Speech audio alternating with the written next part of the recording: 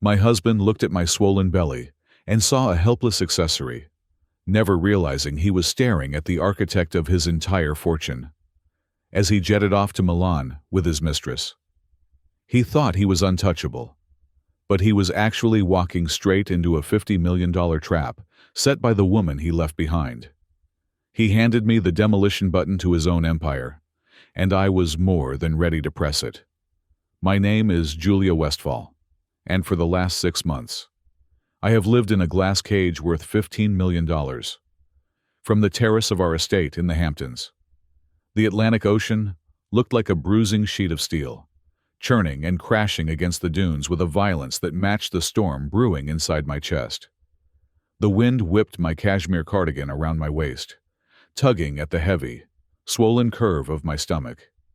I placed a protective hand over my navel, feeling the rhythmic, strong flutter of life within. My daughter.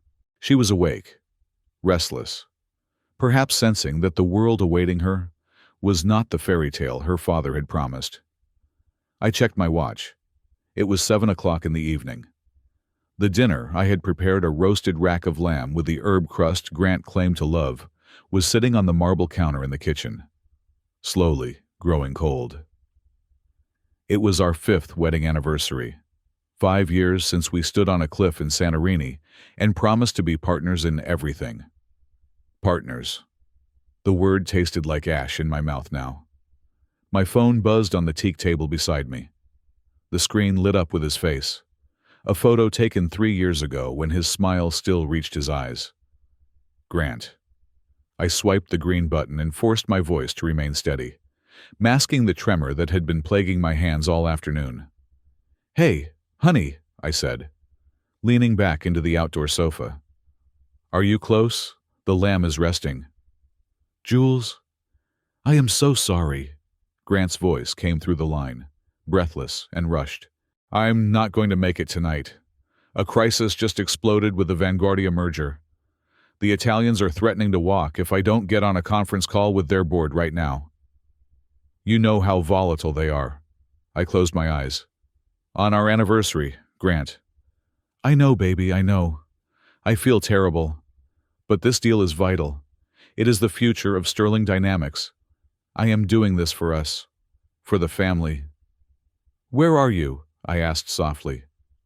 "I'm at the office," he said, his voice dropping to that persuasive, smooth register that had charmed venture capitalists out of billions. "I'm locked in the conference room. It's going to be an all-nighter. Don't wait up for me. I love you." "I love you too," I lied. I hung up. But I did not put the phone down. I held it tightly, my knuckles turning white. He was a good liar. He had always been a good liar. That was why he was the CEO and I was the silent wife. But he had made a mistake, a sloppy, arrogant mistake, when he said he was in the conference room. I heard it. It was faint, filtered through the noise-canceling technology of his phone, but unmistakable to an ear that had spent a decade around high-end machinery. The rhythmic, chopping thwack, thwack, thwack of a rotor blade. He wasn't in a conference room. He was on his private helicopter, the Sikorsky S-76 that I had insisted he buy for tax purposes 2 years ago. Grant Sterling wasn't working late. He was traveling. I picked up my iPad Pro from the table. The wind was picking up, chilling the air. But I felt a strange, feverish heat rising under my skin. I wasn't just a scorned wife. The world might see Julia Westfall as the pregnant, glowing accessory to a tech tycoon. But before the charity galas and the Hamptons estate, I was the ghost. That was my nickname in Silicon Valley. I was the one who wrote the compression algorithm that made Sterling Dynamics possible. I was the one who structured the data architecture that processed information faster than any competitor. I had built the throne Grant sat on, even if he was the one wearing the crown. And one thing about being the architect, you always keep a master key. My fingers flew across the screen. I didn't open Instagram or find my iPhone. Those were for amateurs. I opened a secure terminal app disguised as a weather widget. I bypassed the standard user interface of our smart home system and accessed the raw server logs. Grant thought he was clever. He had told me he bought a penthouse in Tribeca 3 months ago as an investment property to diversify our portfolio. He claimed it was being renovated and was currently empty. When I asked to see it, he said it was full of dust and contractors, but I had seen the utility bills. The electricity usage was consistent with daily habitation, not renovation. He had manually disabled the security cameras in the penthouse. I saw the command log system override, user admin. He thought that meant he was invisible, but he forgot the sensors. The Tribeca penthouse was equipped with a state-of-the-art climate control system that tracked thermal signatures to adjust heating and cooling room by room. It didn't generate a video image, but it generated a heat map, a live, pulsing data stream of occupancy. I pulled up the real-time feed. The living room of the empty apartment was glowing with warmth. 2 distinct heat signatures. One was pacing that was Grant. I knew his stride, the way he paused and turned. The other signature was stationary, likely sitting on the sofa. Smaller, female. I felt a sharp kick from the baby, a physical protest against the betrayal unfolding on the screen. "I know," I whispered to my belly. "I know, little one." I needed more than heat maps. I needed a face. I needed to see the person who was worth missing our anniversary for.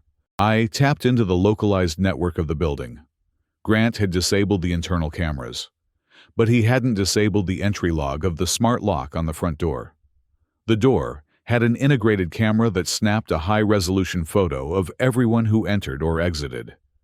It was a safety feature hardwired into the building's mainframe, something he couldn't switch off from his phone. I scrolled back through the log. Entry at 5:30 in the afternoon. The image loaded, crisp and brutal in its clarity. Grant was there, his hand on the small of a woman's back, guiding her into the elevator. And then, there she was, Chloe Vane. I recognized her instantly. It was impossible not to. Her face was plastered over every social media feed in the country. 22 years old. An influencer who became famous for wearing bikinis in Dubai and dating B-list actors. She had that manufactured perfection lips, slightly too full. Skin, slightly too smooth. Eyes that looked vacuous and hungry all at once. But it wasn't her face that made the bile rise in my throat. It was her dress. She was wearing a vintage-inspired, emerald green silk gown with a plunging back and intricate silver embroidery along the hem. I stopped breathing. My hands shook as I zoomed in on the photo. There was no mistake. It was my dress. I had commissioned it from a private atelier in Paris 4 months ago. It was designed specifically to accommodate a postpartum figure. A gift I had bought for myself to wear to the Met Gala later this year. A goal to work towards after the baby was born. It was a one-of-a-kind piece. It had arrived at our townhouse last week. Grant must have taken it from the box, intercepted the delivery, and gifted it to her. He wasn't just cheating on me. He was cannibalizing my life. He was stripping me of my identity, my future, even my clothes, and draping them over this girl who likely couldn't spell algorithm if her life depended on it. I swiped away from the photo, my vision blurring, not with tears, but with a cold, sharp rage. I needed to know the extent of the damage, if he was bold enough to steal my dress. What else was he stealing? I accessed his personal cloud server. Grant used a password I had set up for him 5 years ago, JW_forever_2021. The arrogance of it. He hadn't even changed the password that referenced my initials. I bypassed his photos. I didn't need to see the selfies they had taken and went straight to his voice memos. Grant liked to record his thoughts. He called it verbalizing his genius. There was a new file, recorded just 2 hours ago. The label was simply legal strategy, urgent. I pressed play. The sound of the helicopter blades was audible in the background of the recording. proving he was already in the air when he called me. "Listen, Mark," Grant's voice cut through the static, loud and impatient. "I need you to accelerate the asset restructuring. I don't care about the tax implications right now. I want the liquid capital moved offshore before Julia drops the kid. Once that baby is born, the custody leverage gets complicated. I want the main accounts drained and moved to the shell corporations in the Caymans by Friday. We need to frame it as high-risk investment losses if she asks. She's got mommy brain right now. She's hormonal and tired. She won't look too closely at the balance sheets. I want to be clean. If I decide to cut the cord, I am not giving her half of my empire. She was just a coder. Mark, I built this company. She's a liability now." She was just a coder. The words hung in the silence of the Hamptons estate, heavier than the ocean air. I put the iPad down on the table with deliberate, terrifying slowness. Memories flooded back, unbidden and sharp. I remembered the garage in Palo Alto, the smell of stale pizza and overheating servers. I remembered spending 72 hours straight debugging the kernel of the Stirling engine. My eyes burning, my fingers cramping. I remembered Grant sleeping on the couch while I worked, waking up only to bring me coffee and kiss my forehead, telling me I was brilliant when we launched. I was the one who stepped back. I was the one who said, "You be the CEO, Grant. You have the charisma. I just want to build." I let him take the credit because I loved him. I let him be the genius because I didn't care about the fame. I cared about the work. And later, I cared about us. I had rewritten my own history to fit his narrative. I had made myself smaller so he could feel big. And now, he believed the lie. He actually believed he did it alone. He thought my silence was stupidity. He thought my pregnancy was a weakness that made me soft, distracted, and incapable. She won't look too closely. A dark, humorless laugh escaped my lips. It was a terrifying sound, even to my own ears. A notification chimed on the iPad, breaking my trance.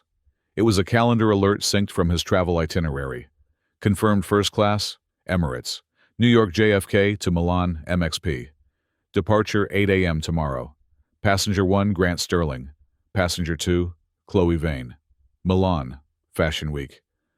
He wasn't just hiding assets. He was taking her to the global stage. He was going to parade her around the most photographed event of the year while I sat here, incubating his child, believing he was working late to save the company. I stood up.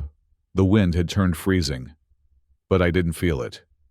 I walked to the floor-to-ceiling glass doors and caught my reflection. I saw a woman in a heavy cardigan, hair pulled back in a messy bun, face devoid of makeup. I looked like a mother. I looked tired. I looked harmless. But then, I looked closer at the eyes. They were the same eyes that had stared down venture capitalists when I was 24. They were the eyes that had spotted the fatal flaw in our competitor's code within 10 seconds. They were the eyes of a predator who had just realized she had been sleeping in a cage with a rat. Grant thought he was playing chess. He thought he was moving pieces around a board while his opponent was sleeping. But he had forgotten who built the board. He had forgotten who wrote the rules of the game. He wanted to go to Milan fine. We would go to Milan. He wanted to buy a failing Italian fashion house to impress his mistress fine. I would make sure he bought it. But he wouldn't be the owner. He wanted to hide the money. He didn't know that I had memorized the routing numbers of every account before they were even opened. I placed my hand on my belly again. This time, it wasn't a gesture of comfort, it was a vow. "Daddy thinks we're stupid, baby girl," I whispered to the empty night. "Daddy thinks he's the king because he sits on the throne Mommy built. But Daddy forgot something very important." I walked back to the table and picked up the iPad. I opened a new browser window. My fingers hovered over the keyboard. I wasn't going to cry. I wasn't going to scream. I was going to calculate. I typed in a web address that I hadn't visited in 5 years. the encrypted login portal for the backdoor administration of Sterling Dynamics. The cursor blinked, waiting for a command. Daddy forgot that Mommy holds the kill switch. I turned and walked back into the house, leaving the cold ocean behind. The roasted lamb was ruined. But that was fine. I had lost my appetite for dinner. I was hungry for something else entirely. I went straight to the closet in the master bedroom. I bypassed the maternity clothes, the soft yoga pants, and the comfortable sweaters. I reached to the back, where I kept the life I had supposedly left behind. I pulled out a black blazer. It was structured, sharp, and severe. I held it up against my body. It wouldn't button over my stomach. But that didn't matter. It wasn't about the fit. It was about the armor. I looked at the empty bed where Grant should have been sleeping tonight. "Happy anniversary, Grant," I said into the darkness. "You wanted a surprise. You're going to get one." I grabbed my phone and dialed a number I hadn't called in years. It rang once, twice, 3 times. "This is the voicemail of..." I hung up and texted instead. "I need a flight to Milan, tonight, and I need a meeting with Elias Vance. Tell him the ghost is back, and she is looking for blood." I threw the phone onto the bed and began to pack. Not a vacation bag, a war chest. Grant Sterling was about to learn the most expensive lesson of his life. You never, ever underestimate the woman who knows where the bodies are buried, especially when she is the one who dug the graves.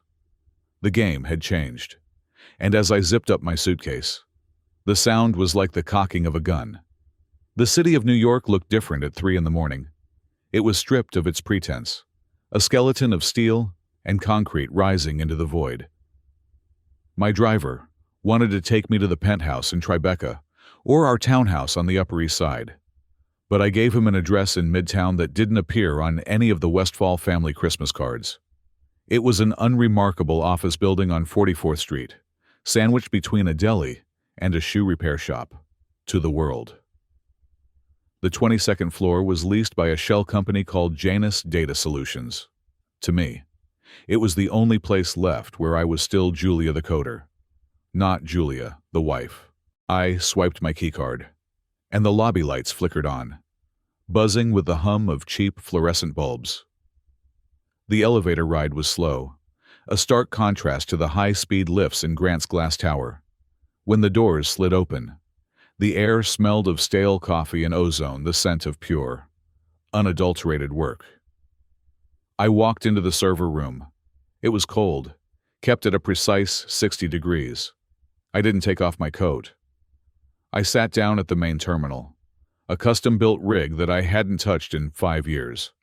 The monitors flared to life, casting a blue glow over my tired face. My reflection in the dark screen looked ghostly, but my hands, resting on the mechanical keyboard, felt steady for the first time since I saw that photo of Chloe Vane. I cracked my knuckles. It was time to perform an autopsy on my marriage. Accessing Sterling Dynamics wasn't technically legal, but legality is a fluid concept when you wrote the source code. Grant had a team of 50 cybersecurity experts guarding the front gate, but none of them knew about the maintenance tunnel I had buried deep within the kernel architecture. It was my signature, a digital panic button I had installed, just in case I ever needed to fix a catastrophic failure. I never imagined the failure would be my husband. I typed in the command string, my fingers moving by muscle memory, sudo access, root directory, override. The system welcomed me like an old friend. I didn't waste time looking at emails or texts. Affairs are messy, emotional things. But money is precise. Money leaves a trail that never lies. I pulled up the company's real-time financial ledger, specifically the discretionary spending accounts allocated to the CEO's office. The numbers that began to scroll across the screen made my breath hitch. Grant wasn't just buying dinners and jewelry. That would have been manageable. That would have been ordinary infidelity. What I was looking at was corporate hemorrhage. There were a series of wire transfers labeled European Market Expansion Research. They were massive. $2 million sent in March, $4 million in April, another $6 million just last week. All of them were routed to a holding company in Milan called Vanguardia SRL. I opened a second monitor and began digging into Vanguardia. On the surface, it looked glamorous. It was a heritage Italian fashion house, the kind that made silk scarves for royalty in the 1950s. But as I peeled back the layers of glossy marketing and paid Instagram posts, the financial rot was nauseating. Vanguardia was a corpse painted in gold leaf. They hadn't turned a profit in 8 years. Their manufacturing costs were sky high. Their inventory was stagnant, and they were drowning in debt. They owed 40 million euros to various Italian banks, and another 10 million to suppliers who had stopped shipping fabric months ago. The company was worthless. Actually, it was worse than worthless. It was a financial black hole. So, why was my husband, a man who measured the value of a paperclip, pouring millions of dollars into it? Then I saw the email attachment in Grant's sent folder. Dated 2 days ago. It was a draft press release. Sterling Dynamics acquires historic fashion house Vanguardia in strategic pivot to luxury tech wearables. I sat back in my chair, stunned. He wasn't just funding them. He was planning to buy them. He was going to use Sterling Dynamics capital money that belongs to shareholders, to employees, and partially to the trust funds of our future children to acquire a bankrupt fashion brand. And then I saw the why, buried in the due diligence folder, which Grant had clearly ignored, was a rider clause for the acquisition. It stipulated that upon purchase, the new creative director of the brand would be granted a 10% equity stake and full creative control. The proposed name for the creative director was blank in the official documents, but in Grant's personal notes, scribbled in the margins of the PDF, was a name: Chloe. My stomach turned over. He was buying her a career. He was buying her a legacy. He was going to take a tech company, my tech company, and shackle it to a failing fashion house, just so his 22-year-old mistress could play dress-up on a global stage. If he went through with this merger, the market would slaughter us. Sterling Dynamics stock would tank. The board would riot. But by then it would be too late. The debt from Vanguardia would be absorbed into our books. It would poison the water. I looked at the clock. It was 4:15 in the morning. I needed to know where I stood. I opened the file containing our prenuptial agreement. I knew it by heart, but I needed to see the words. Clause 4. In the event of infidelity proven by clear and convincing evidence, the injured party is entitled to 10% of the spouse's liquid assets. 10%.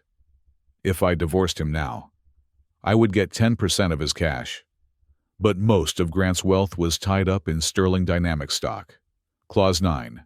A. In the event of corporate insolvency or bankruptcy of the primary holding entity, all spousal support and asset division are suspended until creditors are satisfied. The realization hit me like a physical blow. If I divorced him now for cheating, I would get a payout based on the current stock price. But the moment the news of the divorce hit, the stock would wobble. And the moment he announced the acquisition of this garbage fashion brand, the stock would crash. By the time the lawyers finished fighting, Sterling Dynamics would be worth pennies on the dollar. Grant was about to drive the car off a cliff. If I divorced him while he was driving, I would just be the passenger who got thrown out of the wreck a few seconds earlier. I would still be broke. My daughter would be the daughter of a ruined man. I couldn't divorce him. Not yet. I had to stop the car. Or better yet, I had to steal the car before he could crash it. I looked back at the Vanguardia financials. The Italian banks were desperate. They were holding 40 million euros in bad debt. They would likely sell that debt for pennies just to get it off their books. A dangerous, sharp idea began to form in my mind. It was crazy. It was the kind of high-risk maneuver that got people disbarred or arrested. But I wasn't a lawyer. I was a wife who had been pushed too far. If Grant wanted to buy the company, he would have to negotiate with the owners, but if I bought the debt, I wouldn't just be an owner. I would be the executioner in Italy. The primary creditor holds all the cards. If I owned the debt, I could force the company into administration. I could seize the assets. I could block the sale to Sterling Dynamics. Or I could let the sale happen. But on my terms. I checked my personal liquidity. I didn't have $50 million sitting in a checking account. Grant made sure my access to joint funds was monitored, but he didn't know about the Westphal family trust. My grandfather had left it to me with a strict stipulation: it could only be accessed for emergency preservation of lineage. Well, if saving my daughter's inheritance from her father's midlife crisis wasn't preservation of lineage, I didn't know what was. I needed an ally, someone who knew the law better than Grant, someone who was vicious, hungry, and hated my husband almost as much as I did right now. There was only one name: Elias Vance. Grant had fired Elias 2 years ago for refusing to hide a safety violation in one of our data centers. Elias was an old-school corporate shark, the kind of lawyer who wore three-piece suits and smoked cigars in non-smoking zones. He had sued Grant for wrongful termination and lost because Grant had buried him in paperwork. Elias had sworn he would live to see Grant Sterling beg for change on Fifth Avenue. I pulled out my burner phone, a prepaid device I kept in the office for testing two-factor authentication. I dialed the number I had memorized from the company directory years ago. It rang for a long time. Finally, a groggy, gravelly voice answered. "Who is this? It is 4:30 in the morning. Unless you are the police or my dealer. Hang up." "Hello, Elias," I said, my voice cutting through the quiet office. There was a pause, a long, heavy silence. Then the sound of rustling sheets and a lighter flicking on. "Julia Westphal," Elias said, his voice instantly alert. "Now that is a voice from the grave. To what do I owe the pleasure? Is Grant finally dead?" "Not yet," I said, "but he is trying to kill the company." "And you are calling me why? To ask for a character reference?" "I am calling you because I want to hire you." "I don't do divorce cases." "Julia, I handle mergers and acquisitions. Corporate blood sport. If you want to cry about his secretary, call a family lawyer." "I don't want a divorce. Elias, I want a hostile takeover." I heard him inhale sharply on the other end of the line. "I am listening." "Grant is in Milan. He is trying to acquire a bankrupt Italian fashion house called Vanguardia, using Sterling Dynamics operating capital. He is doing it to buy a career for his mistress." Elias let out a low whistle. "That is stupid, even for him." "It gets better. Vanguardia is drowning in 40 million euros of debt.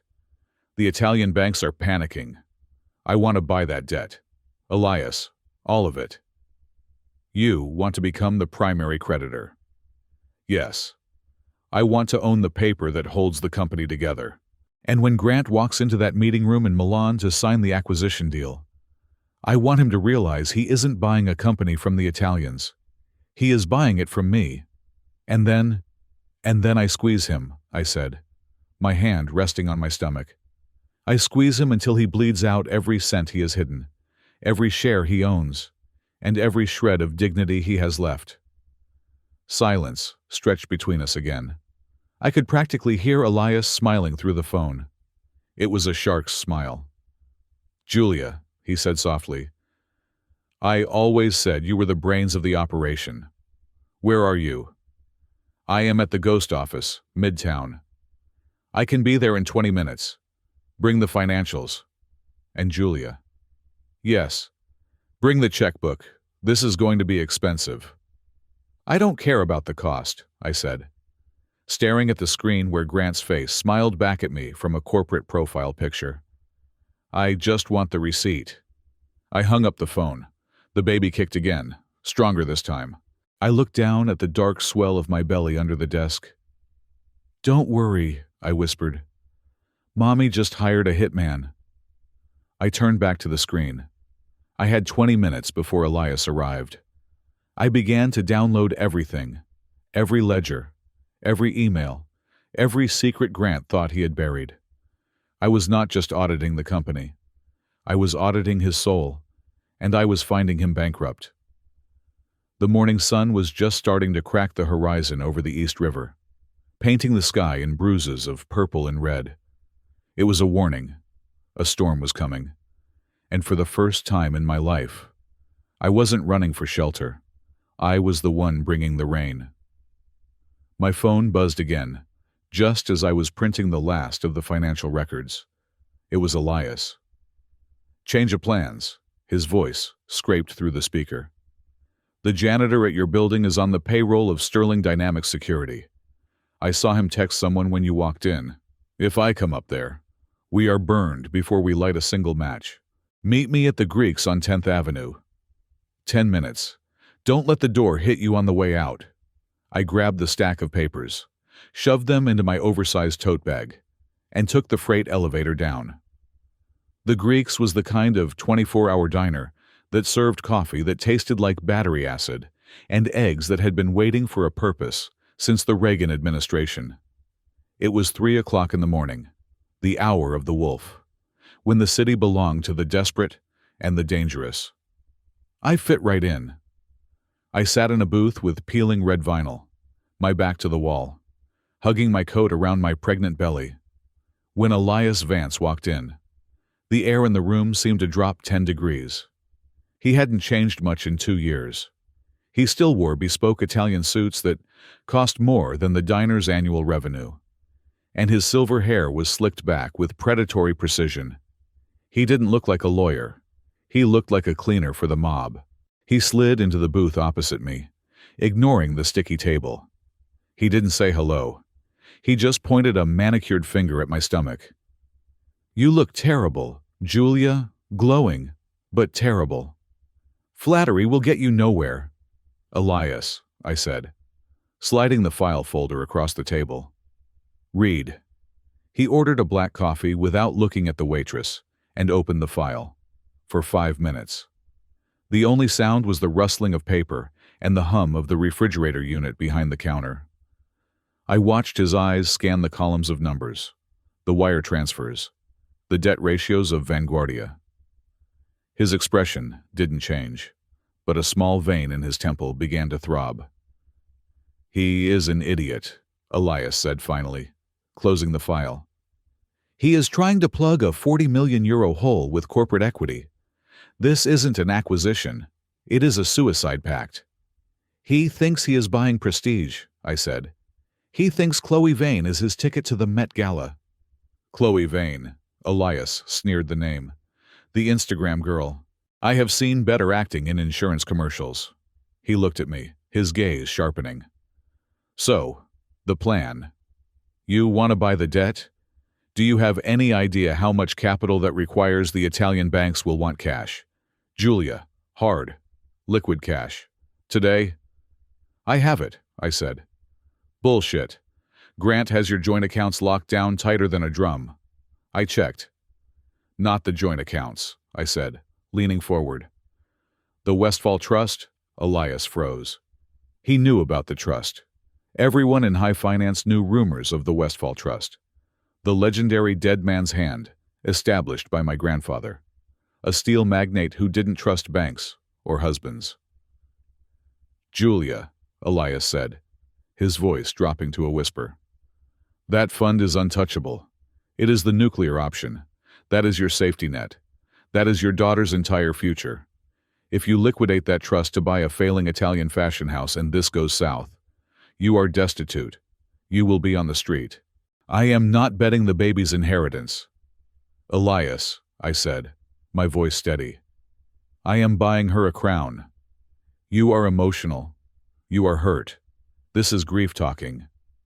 "This is math talking," I snapped. "Grant is going to bankrupt us anyway. If he buys Vanguardia, Sterling Dynamics stock crashes, and my 10% share becomes worthless. I lose either way. But if I control the debt, I control the company. I control Grant. I can force a restructuring. I can strip the assets. I can save the capital. Elias stared at me for a long moment.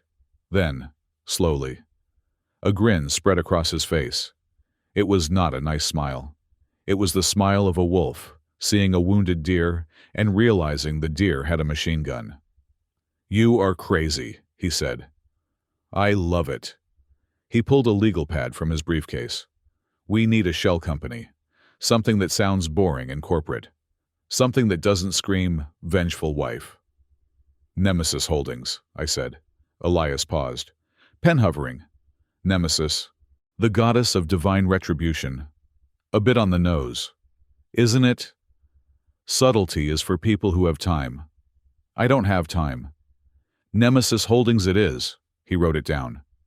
"Now, the money. We need $25 million in liquid capital by close of business in Rome. That is," he checked his watch, "6 hours from now.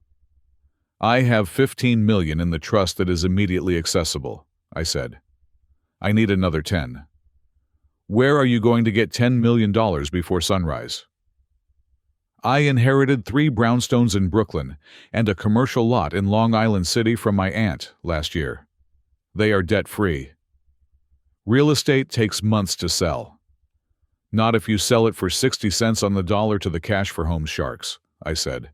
"I am liquidating them. Tonight." Elias looked at me with genuine alarm. "Julia, that is financial bloodletting. You are throwing away millions in equity just for speed." "Speed is the only weapon I have," I said, pulling out my phone. "Get the incorporation papers ready. I have some calls to make." For the next 2 hours, the diner became our war room. I called private equity vultures I knew from my Goldman Sachs days, men who would buy their own mothers for a discount.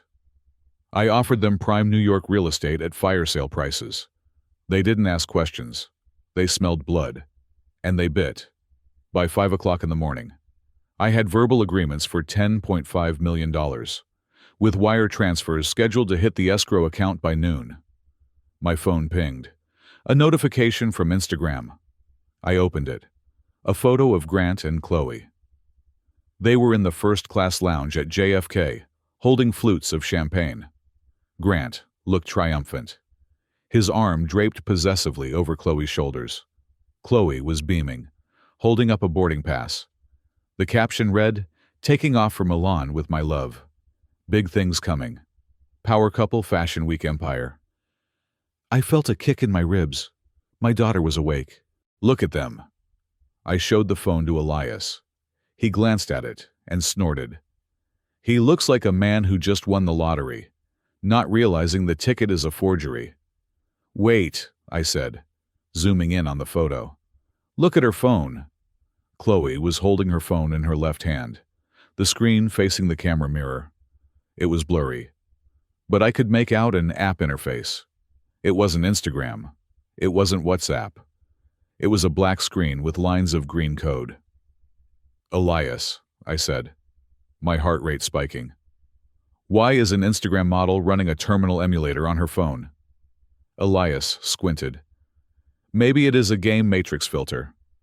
"No," I said, grabbing my laptop from my bag. "That is a command line interface. I wrote code for 10 years. I know what a secure shell looks like." I opened my investigative tools. I had been so focused on Grant's finances that I hadn't bothered to do a deep dive on Chloe. I assumed she was just a pretty face he picked up at a club. "What are you doing?" Elias asked, watching my fingers fly across the keyboard. "I am running a background check on Chloe Vane. Not the celebrity check, the real one. I bypassed the public records and went into the dark web data aggregators. I ran her facial recognition against university databases and corporate security logs. A match popped up. My breath caught in my throat. "Chloe Vane," I read aloud. "Real name Chloe Vanderhoven, graduate of MIT, double major in computer science and social engineering. Former intern at..." "Oh my God." "What?" Elias leaned in. "She interned at Zenith Corp," I whispered. Zenith Corp was Sterling Dynamics' biggest rival. They had been trying to replicate our compression algorithm for 3 years, and failed. She is not a model, I said, the realization washing over me like ice water. She is a plant. She is an industrial spy. I pulled up more data. Her influencer career had started exactly 6 months ago, the same time Zenith launched a new initiative to crack our code. Her entire online persona was a fabrication, a honeypot designed to catch a big fish. And Grant, with his midlife crisis and his ego, had swallowed the hook, line, and sinker. She isn't after his money, I said, looking at Elias. She is after the source code. That is why she wants him to buy Vanguardia. She needs him distracted, isolated in Italy, and logging into the company servers from unsecured networks so she can sniff his packets and steal the encryption keys. Elias started laughing. It was a dry, rasping sound. So, let me get this straight. Your husband is cheating on you with a spy who is stealing his life's work, and he is paying millions of dollars for the privilege.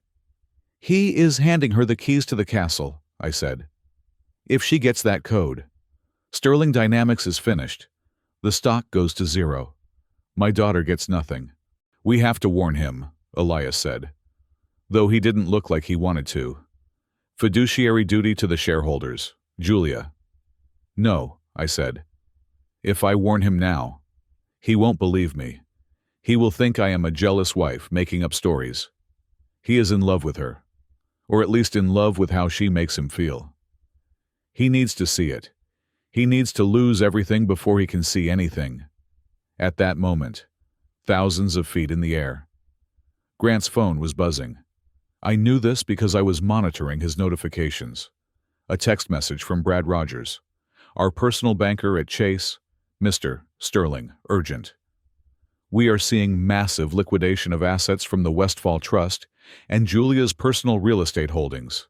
Large cash accumulation pending for international wire. Please confirm if this is authorized. I held my breath. If Grant saw this, he could freeze the accounts. He could stop me. I pulled up the flight tracker. They were over the Atlantic. On the screen of my mind, I could see it. Grant, sitting in the private suite of the Emirates, a 380. The champagne is cold.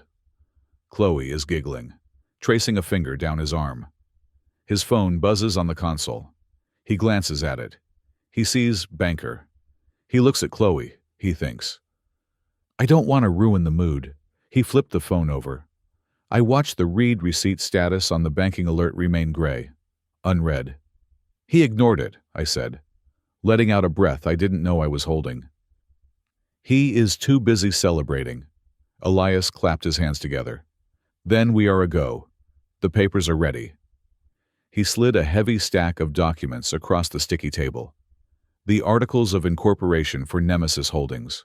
The purchase agreement for the debt of Vanguardia, SRL. I picked up a cheap plastic pen from the diner mug. You are sure about this? Elias asked, his voice suddenly serious. Once you sign this, there is no going back. You are declaring war on your husband, on the Italian mafia, and on a corporate spy who is smarter than she looks. I looked at the signature line. I felt the baby turn, a slow, heavy roll against my spine.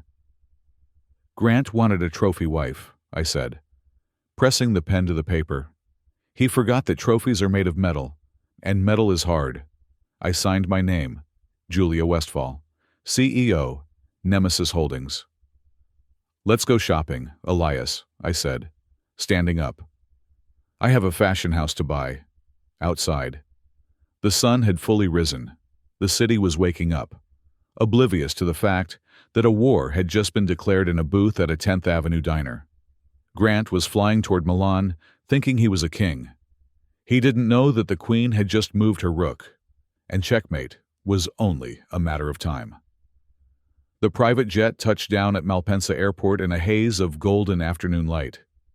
I knew this because Grant posted a video of the landing within minutes of the wheels hitting the tarmac. He filmed the Alps in the distance, the glass of champagne in his hand, and Chloe's legs draped over the leather seat across from him. Italy, baby, he said in the video, his voice thick with unearned confidence. Time to buy you a kingdom, 5,000 miles away. Inside the makeshift war room at Elias's office, my body decided it had had enough. The pain started as a dull ache in my lower back, then wrapped around my abdomen like a tightening vice. I gasped, dropping the pen I was using to annotate the Conti family dossier. The room spun. The fluorescent lights above Elias's desk blurred into streaks of blinding white. Julia. Elias looked up from his laptop, his face instantly draining of color. Julia, you are pale. You are gray. I tried to speak, but another wave of cramping seized me, stealing my breath. I gripped the edge of the mahogany desk so hard, my fingernails turned white. This wasn't just stress. This was a warning shot. Hospital, Elias said, already reaching for his phone. We are done. I am calling an ambulance. No, I managed to wheeze out. No ambulance. Too much attention. Sterling security monitors emergency dispatch logs for my name. Call Dr. Evans. Private line. 20 minutes later. Dr. Evans was kneeling beside the leather couch in Elias's office, checking my blood pressure. Her face was grim. 160/95. Julia, she said, pulling the stethoscope from her ears. You are having stress-induced contractions. You are 32 weeks pregnant. If we don't get this pressure down, you are looking at a potential placental abruption. You could lose the baby. You could bleed out. I can't go to the hospital, I said, my voice trembling but stubborn. If I disappear into a hospital system, Grant finds out, if he finds out. He freezes the assets. If he freezes the assets, he wins. And if he wins, my daughter has no future. Your daughter won't have a life if you die on this couch, Dr. Evans snapped. Give me the medication, I said, sitting up, fighting the dizziness. Nifedipine, magnesium, whatever you have in that bag to stop the labor. I need 48 hours. Just give me 48 hours. Doctor. Evans stared at me for a long moment, realizing she was arguing with a wall of reinforced steel. She sighed, reaching into her bag. I will give you a heavy dose of nifedipine to stop the contractions and labetalol for the blood pressure. But Julia, you cannot move from this couch. You cannot yell. You cannot stress. If your pressure spikes again, I am sedating you and dragging you to Mount Sinai myself. I nodded, swallowing the pills without water. Thank you. I am not doing this for you, she said, packing her bag. I am doing it for the baby who has an idiot for a mother. As the medication kicked in, slowing the frantic rhythm of my heart, I turned back to the screens. The physical pain was dulling, but the mental clarity was sharper than ever. Connect me to the Italian team, I told Elias. We have a meeting to crash. While I was fighting to keep my baby inside my body, Grant was fighting to force his way into the inner sanctum of Italian fashion. The headquarters of Vanguardia was a palazzo on Via Monte Napoleone that had stood since the 19th century. It was a fortress of marble and velvet, guarded by the Conti family, a dynasty that treated fashion not as a business, but as a religion. We had tapped into the audio feed of the meeting room through the compromised phone of Grant's personal assistant, who was currently standing in the corner of the room holding Grant's briefcase. The audio crackled to life. Signor Sterling, a deep, gravelly voice spoke. That would be Alessandro Conti, the patriarch. We appreciate your offer, but Vanguardia is not just a brand. It is our name. It is our blood. Alessandro, please. Grant's voice was loud, booming. The volume of a man who thought money was a universal translator. Let's cut the poetry. You are 40 million euros in the hole. Your supply chain is broken. Your marketing is prehistoric. I am offering to digitize your entire operation. We will put chips in the handbags. NFTs for every dress. We will turn Vanguardia into the first metaverse luxury brand. I winced. He was saying all the wrong things. He was talking about chips and pixels to men who cared about stitching and silk. And, Grant continued, and I could hear the smirk in his voice, I have the perfect face to launch this new era. My partner, Chloe Vane. She has 3 million followers. She understands the youth market better than anyone in this room. There was a silence, so cold, it practically froze the speaker system. You want to hand the creative direction of a 70-year-old house to an influencer? Alessandro asked, his voice dripping with disdain. She is a visionary, Grant insisted. Look, I am putting $50 million on the table. That buys a lot of vision. While Grant was busy offending the patriarch, Chloe was busy destroying any remaining goodwill in the outer salon. We didn't have a camera feed there, but Elias had to contact a junior lawyer for the creditors, who was texting us play-by-play updates. The girl is a disaster, the text read. She just snapped her fingers at the head seamstress. I closed my eyes, visualizing the scene. The head seamstress of Vanguardia was Nonna Elena, Alessandro's 80-year-old mother. She didn't look like an executive. She dressed in black, wore orthopedic shoes, and often sat in the corner of the showroom inspecting hems with a magnifying glass. To the uneducated eye, she looked like a cleaning lady. To anyone who knew fashion, she was the soul of the company. Excuse me, Chloe's voice drifted through the open door of the meeting room, faint but shrill. Can someone get me a sparkling water room temperature and move these rags? I need to sit down. These rags, a soft, accented voice replied, are the archival collection from 1954? Well, they look dusty, Chloe snapped. And this fabric, it's so scratchy when I take over. We are switching to synthetic blends, more stretch. You know, for the TikTok dances.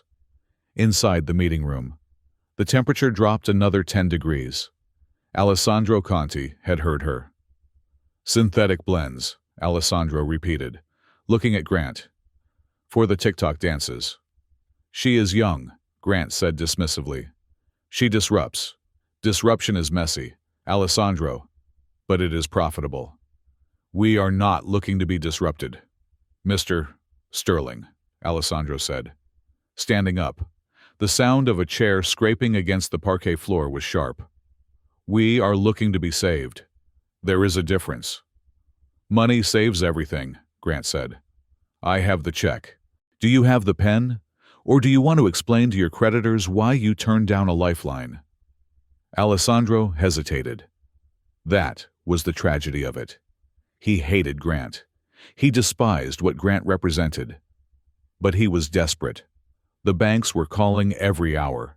The pride of the Contis was strong, but the weight of debt was crushing. Give us 24 hours, Alessandro said heavily. We will consider your proposal.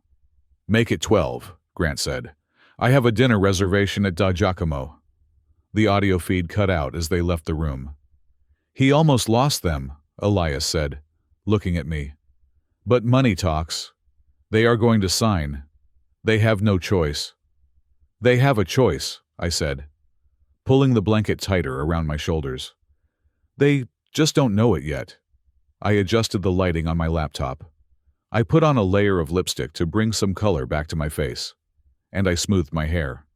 I checked the background, a neutral bookshelf in Elias's office that looked like a private study.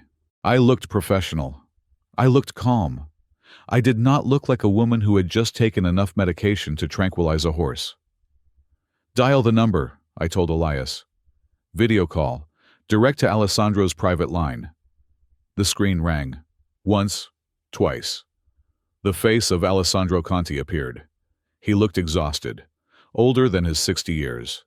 He was sitting in his office, surrounded by sketches and fabric swatches, holding a glass of whiskey. Who is this? He asked in Italian, his brow furrowing. I am not taking calls. Buonasera, Signor Conti. I replied in flawless Italian. I had spent my junior year of college in Florence, studying art history before I switched to computer science. I kept the language alive by reading Dante to my unborn daughter. My name is Julia Westfall. I believe you just met my husband. Alessandro's eyes widened. The wife. If you are calling to beg me not to sell to him because he is cheating on you, save your breath. I am a businessman, not a priest. I am not calling as a wife, I said, my voice steady, shifting into the cadence of a boardroom negotiation. I am calling as the CEO of Nemesis Holdings, and I am holding the paper on 40% of your outstanding debt to the Bank of Milan. Alessandro froze. He put the glass down. Nemesis, we received a notification of debt assignment this morning. That is you. That is me. And within the next 3 hours, I will own the rest of it, which means, Signor Conti, that I am your new bank. What do you want? He asked, wariness replacing his exhaustion. Are you going to liquidate us? Grant offered you chips and NFTs, I said, ignoring his question. He offered to turn your legacy into a backdrop for a 22-year-old spy who thinks cashmere is scratchy. Alessandro flinched. He is a barbarian, but he has money. I have money too, I said, but more importantly, I have respect. I know that the 1954 collection was inspired by the Roman holiday era. I know that your mother, Elena, hand-stresses the velvet for the evening coats. I know that Vanguardia isn't a brand. It is a story, and I don't want to rewrite the story. I want to publish it. You want to buy us? No. Grant wants to buy you. He wants to own you. I want to partner with you. I will restructure your debt. I will give you the capital to modernize your supply chain without compromising your quality.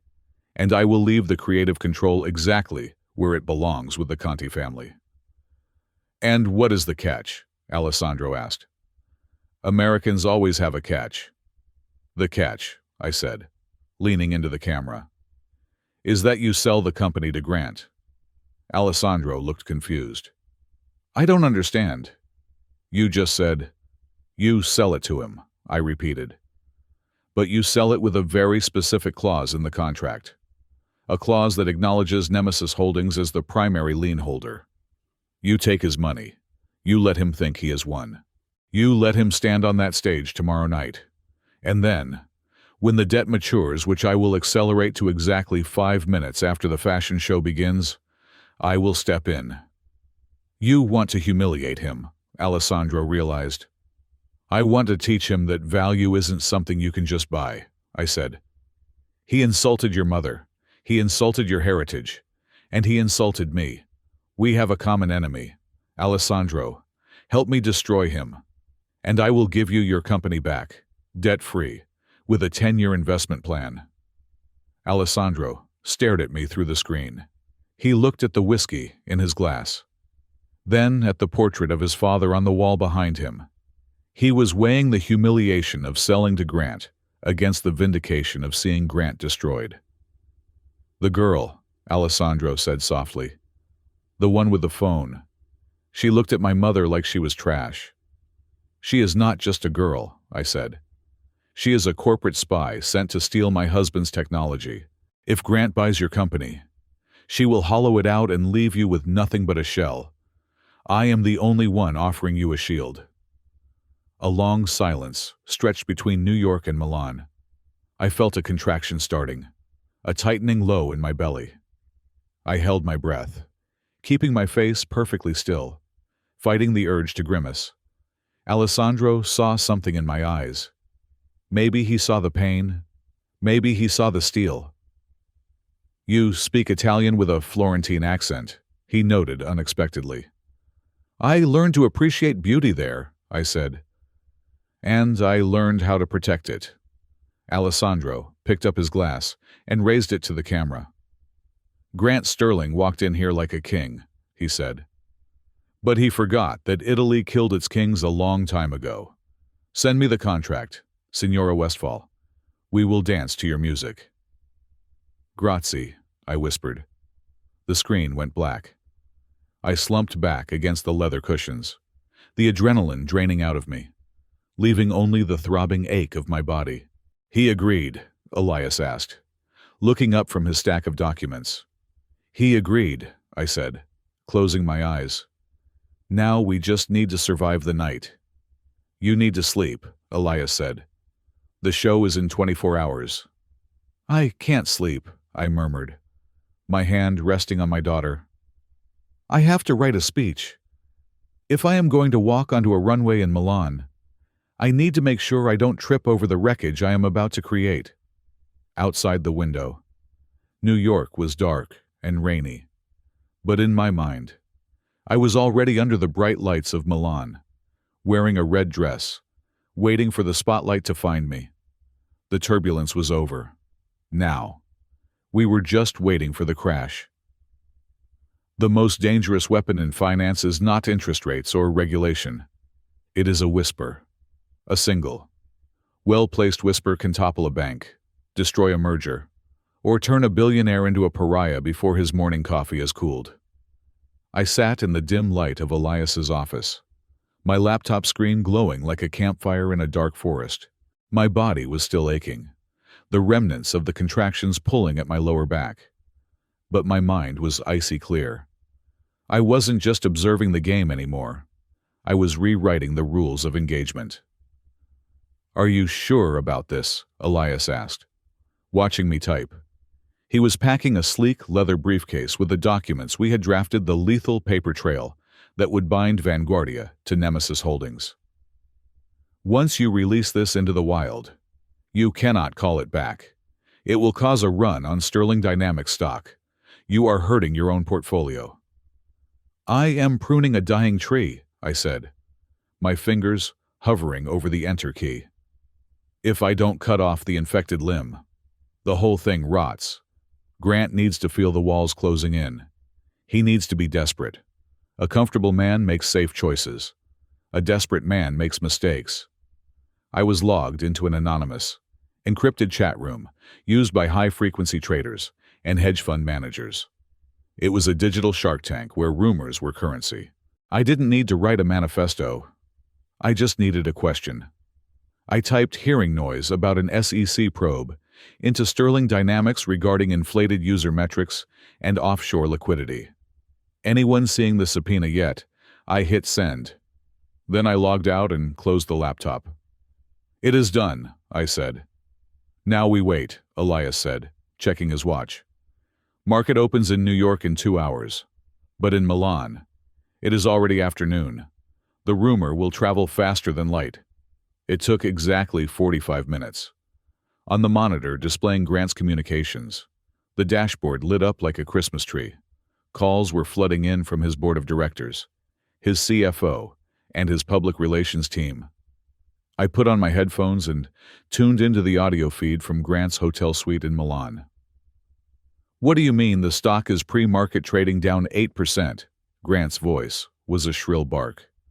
I could hear the clinking of silverware in the background. He was trying to eat lunch while his empire caught fire. It is a lie. There is no SEC investigation. Who started this? We don't know, sir, his CFO stammered on the other end of the line. But the rumor is specific. Investors are spooked. The Italian banks backing the Vanguardia deal just called.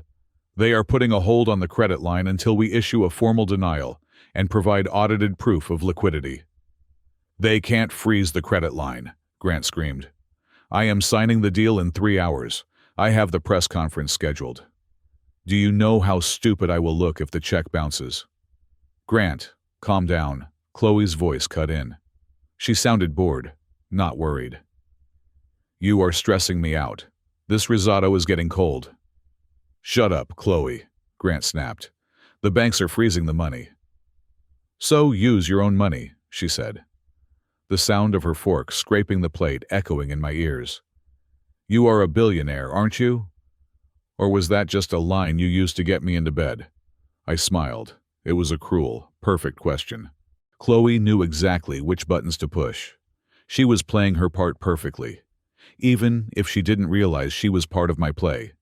She needed that deal to go through so she could steal the data. If the deal failed, she failed her handlers at Zenith Corp. It is not that simple, Grant hissed. My cash is tied up in stock. if the stock drops. My margin loans get called. I need liquid cash to pay the deposit for Vanguardia. $20 million. Today. Well, fix it, Chloe said. I already posted a story about the signing ceremony. If we don't sign, I will look like an idiot. And if I look like an idiot, Grant, I am going to be very unhappy. And when I am unhappy, I talk to reporters. That was the leverage. The threat of public embarrassment. Grant could handle losing money, but he couldn't handle being humiliated in front of his trophy mistress. Get me access to the reserve fund, Grant barked into the phone to his CFO. Sir, the CFO's voice was trembling now. The reserve fund. You mean the Employee Pension Contingency Trust? We cannot touch that. That is federally regulated. Using that for a personal acquisition it is embezzlement. Sir, it is jail time. It is a temporary loan, Grant yelled. I will pay it back next week when the stock stabilizes. I am the CEO.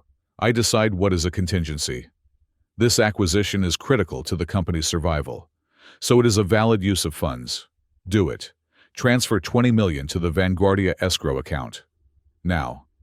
I can't do that, sir. I won't. Then you are fired, Grant screamed. Give me the admin codes. I will do it myself. I sat up straight on the couch.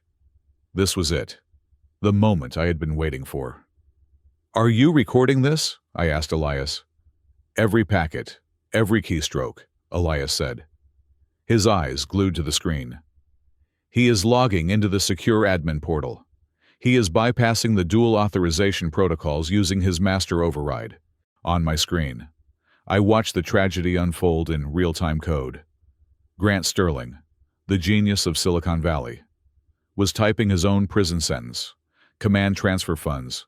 Source account 8892-employee-pension-trust.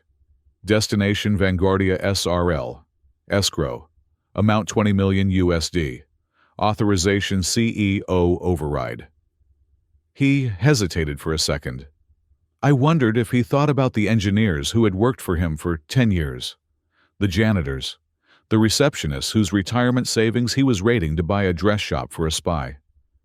Just do it, baby, Chloe cooed in the background. Don't let them tell you no. You are the boss. He hit enter. Transaction complete. The text on the screen flashed green, but to me, it looked like blood. He did it, I whispered. He actually did it. Elias let out a long, low whistle. Class A felony, wire fraud, embezzlement of protected funds, piercing the corporate veil. Julia, this isn't just a lawsuit anymore. This is a federal indictment. It is the nail in the coffin, I said. He thinks he just bought a company. He just bought a ticket to federal prison. I saved the recording and the transaction logs to 3 separate encrypted drives. I handed one to Elias. You have the smoking gun, I said. Now go to Milan. Meet with Alessandro Conti. Show him this. Tell him the deposit money is stolen. Tell him that if he accepts it, he is an accessory to money laundering. He will have to void the deal with Grant publicly. And then, Elias asked, snapping his briefcase shut. And then, Nemesis Holdings steps in to save the day. We cover the deposit legally. We take the title. Elias walked to the door, then stopped and looked back at me. You need to stay here. Julia, doctor, Evans said 48 hours. You are barely stable. If you get on a plane now, the pressure changes could trigger the labor again. You could hemorrhage. I stood up. My legs felt heavy, like lead, but my spine felt like iron. I walked over to the closet where my bag was already packed. I am not staying here. Elias, Julia, be reasonable. You have won. You have the evidence. You can watch the execution from here. Why risk your life to see it in person?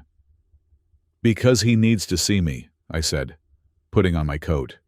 It was tight across my belly, the buttons straining. He needs to see that the woman he left behind didn't just survive. He needs to see that I am the one holding the sword. It is not about winning, Elias. It is about witnessing. You are stubborn. Elias shook his head, but there was respect in his eyes. Grant never understood that about you. He thought you were soft. He confused silence with submission. I said, he won't make that mistake again. Elias left for the airport. I gave him a 20-minute head start. I called my private car, the driver. A man named Marcus, who had been loyal to me since my startup days, was waiting downstairs. JFK Marcus, I said as I climbed into the back seat. And drive fast. As the car wove through the Manhattan traffic, I pulled out my phone. I had one more message to send. This one wasn't to a chat room or a lawyer. It was to the enemy. I opened the messaging app and found Chloe Vane's contact info, which I had scraped from Grant's phone. I typed, I know about Zenith Corp. I know about the script on your phone. Enjoy the fashion show. Chloe. It will be your last. I didn't send it. Not yet. I saved it as a draft. I would send it right before I walked onto that runway. I wanted her to be looking for me in the dark. I wanted her to be afraid. The pain in my back flared again, a sharp reminder of the fragile life I was carrying. I closed my eyes and breathed through it. Inhale for 4. Hold for 4. Exhale for 4. We are going to be okay, little one, I whispered to my daughter. We are going to go get your inheritance, and then we are going to go home. My phone buzzed. It was a notification from the bank. The $10 million from the fire sale liquidation of my properties had cleared. I was lighter in assets, but I was heavy in ammunition. I looked out the window as we crossed the bridge. The skyline of New York retreated behind me, a jagged line of ambition and concrete. I was leaving the city as a victim, a cheated wife, a poor thing. I would return as something else entirely. I opened the flight tracker app one last time. Grant's plane had landed hours ago. He was probably at the hotel now, dressing for the gala, drinking champagne paid for with his employees' retirement money, thinking he had pulled off the gamble of the century. He had no idea that the sky was falling. I rested my head against the cool glass of the window. The fatigue was overwhelming, a heavy blanket trying to smother my resolve. But every time I closed my eyes, I saw Grant's face in that photo. I saw Chloe's smirk, and the fire in my chest burned hot enough to keep me awake. To Milan, I said softly to the empty car. To the end. I closed my eyes and let the rhythm of the road carry me toward the war. The honey trap was set. The bear had walked right in. Now, it was time to close the cage. Milan greeted me not with a warm embrace, but with a cold, aristocratic shoulder. The rain was falling in sheets of gray steel, slicking the cobblestones of the Via Manzoni until they shone like black obsidian. I stepped out of the black sedan and onto the pavement. My center of gravity had shifted entirely in the last 48 hours. At 7 months pregnant, carrying a child who seemed determined to kick her way out early. Simply walking from the curb to the hotel entrance felt like climbing Everest. My lower back throbbed with a dull, rhythmic ache, a constant reminder of the risk I was taking. Signora Westphal, the doorman murmured, holding a massive umbrella over my head. Welcome to the Palazzo Parigi. I didn't stay at the Four Seasons or the Bulgari, where the fashion crowd preened and posed.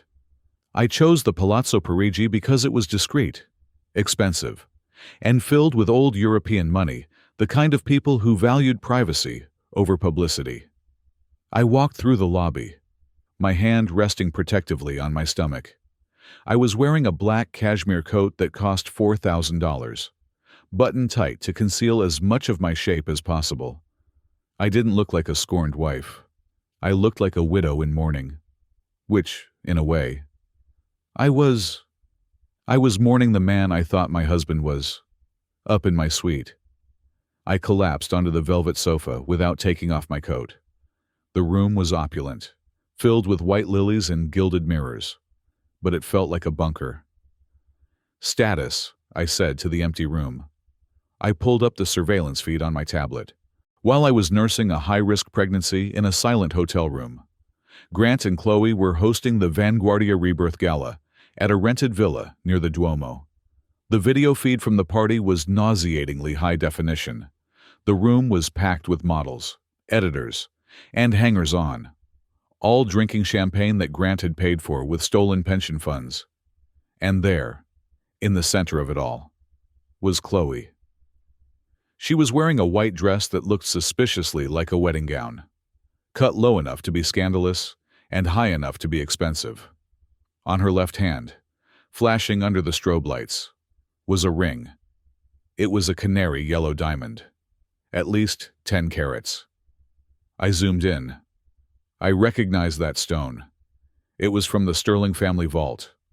It had belonged to Grant's grandmother. He had taken it from the safe deposit box without asking me. "Ladies and gentlemen," Chloe shrieked into a microphone, her voice slightly slurred. "Welcome to the new era. Grant and I are so excited to take over this dusty old brand and make it hot again. I am officially the new Padrona of Vanguardia." She held up her hand, flaunting the ring. "And look what my baby bought me to celebrate real ownership. Bitches." The crowd cheered. They didn't care that she was vulgar. They only cared that the champagne was free. I watched Grant standing behind her. He was smiling, but it was a tight, rictus grin. He looked sweaty. He looked like a man who was holding a tiger by the tail and was terrified to let go. A knock at my door broke the spell. "Come in," I called out. Elias walked in. He looked like he had slept in his suit, but his eyes were bright with the manic energy of a kill.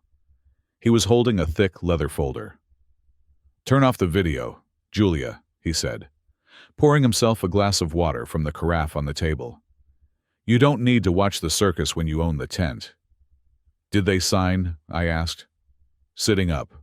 "The Conti family signed 20 minutes ago," Elias said, tapping the folder. "Alessandro was crying, but he signed. Nemesis Holdings has purchased 100% of Vanguardia's debt obligations. We also hold the controlling interest in the board of directors until the debt is serviced." "So it is done," I said. "I own it." "Technically, you own the leverage," Elias corrected. "But in Italy, leverage is ownership. You can foreclose on the brand at any second. You are the bank, the judge, and the executioner." "Good. But there is one more thing," Elias said, sitting opposite me. "Grant is trying to close the acquisition deal with the Contis tomorrow morning. He thinks he is buying the company from them. He doesn't know the debt has been sold to us when he sits down to sign. The Contis will tell him that the primary creditor, that is you, needs to approve the transfer of ownership. And the primary creditor is feeling very insecure about the buyer's liquidity," I said, a cold smile touching my lips. "Exactly," Elias grinned. "We drafted a collateralization agreement, since the creditor knows about the rumors of the SEC investigation. Nemesis Holdings is demanding personal guarantees from Grant Sterling before we allow the sale to go through. We are asking him to pledge his personal assets to secure the debt." "Everything?" I asked. "Everything," Elias nodded. "The Hamptons estate, the yacht in Monaco, his personal stock portfolio, even his vintage car collection. If he wants Vanguardia, he has to bet his entire life on it." "Will he sign it?" "He is desperate. Julia, he has already stolen $20 million from the pension fund. If this deal doesn't close, he goes to jail for nothing. He has to double down. He has to believe he can turn it around." "Take the papers to him," I said. "Tonight, while he is drunk on victory and champagne. Tell him the new creditor is a hard-nosed private equity firm from Switzerland that doesn't trust Americans. Make him sign." Elias stood up to leave, then hesitated. "You look pale, Julia, even for you." "I am fine," I lied. "Go. Get his signature. I want to own the roof over his head before I kick him out of it." After Elias left, I couldn't stay in the room. The air felt too thin. I needed to see the battlefield. I called a taxi and gave the driver an address in the fashion district, the workshop of Vanguardia. It was nearly midnight when I arrived at the back entrance of the atelier. The heavy wooden door opened before I could knock. Standing there was a woman who looked like she was carved from olive wood and iron. Nonna Elena. She was tiny, barely 5 feet tall, dressed in severe black. Her white hair was pulled back in a tight bun, and her eyes were sharp, intelligent, and currently filled with a simmering rage. "Signora Westphal," she said. Her voice was like dry leaves crushing underfoot. "Alessandro told me you were coming." "Buonasera, Signora Elena," I said, stepping out of the rain. "Thank you for seeing me." She looked at my stomach, then up at my face. Her expression softened, just a fraction. "A mother fights for her young. Come." She led me through the workshop. It was a sanctuary of silence and silk. Half-finished gowns hung from the ceiling like ghosts. The air smelled of beeswax, chalk, and expensive fabric. "That girl!" Elena spat the word out as we walked. "The one with the plastic face. She came here yesterday. She told me my designs were for dead people. She wiped her hands on a bolt of silk that cost €300 a meter." "She won't be wiping her hands on anything after tomorrow," I promised. "Alessandro says you own us now," Elena said, stopping by a large drafting table. "I am holding you," I corrected. "Safe from him, until you can stand on your own." Elena studied me. "You are not like him. You have eyes that have seen sorrow. He has eyes that see only mirrors." She pulled a sheet covering a mannequin in the center of the room. "Alessandro said you need something to wear. Something for the show. A weapon." I gasped. It wasn't just a dress. It was a declaration of war. It was a coat dress, tailored from a deep, blood-red velvet burgundy, the color of kings and martyrs. The structure was architectural, with sharp shoulders that tapered into a flowing, majestic silhouette designed to accommodate my pregnancy, without hiding it. It looked regal. It looked intimidating. "It is incredible," I whispered, running my hand over the fabric. "I made it for a queen," Elena said. "But we have no queens left in Italy, so you will wear it. You will walk into that room, and you will remind them that dignity cannot be bought on Instagram." "I will wear it," I said, "and I will make sure everyone knows who made it." "Good," Elena nodded. "Now, stand still. I need to adjust the hem. You are carrying low. It is a girl." "Yes. Yes, a girl." "Girls are strong," she muttered, pinning the fabric around my swollen ankles. "They have to be." I stood there for an hour while she worked, fighting the waves of exhaustion that washed over me. The pain in my back was becoming a continuous, grinding pressure. I bit my lip to keep from crying out. "You are in pain," Elena observed, standing up. "I am fine." "You are lying, but you are brave." She patted my hand. "Go. Rest. The dress will be ready." I managed to walk to the taxi, but by the time I reached the hotel, my vision was swimming. The lobby of the Palazzo Parigi tilted dangerously to the left. The crystal chandelier seemed to be spinning. I stumbled toward the elevator. My legs felt like they were made of water. "Signora," the doorman's voice sounded like it was coming from underwater. I reached for the wall to steady myself, but the wall wasn't there. Darkness rushed in from the edges of my vision.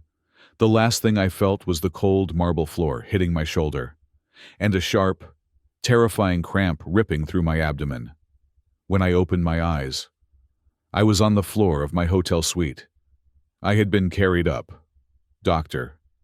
Evans, who had insisted on flying with me despite my protests, was hovering over me, shouting orders to Elias.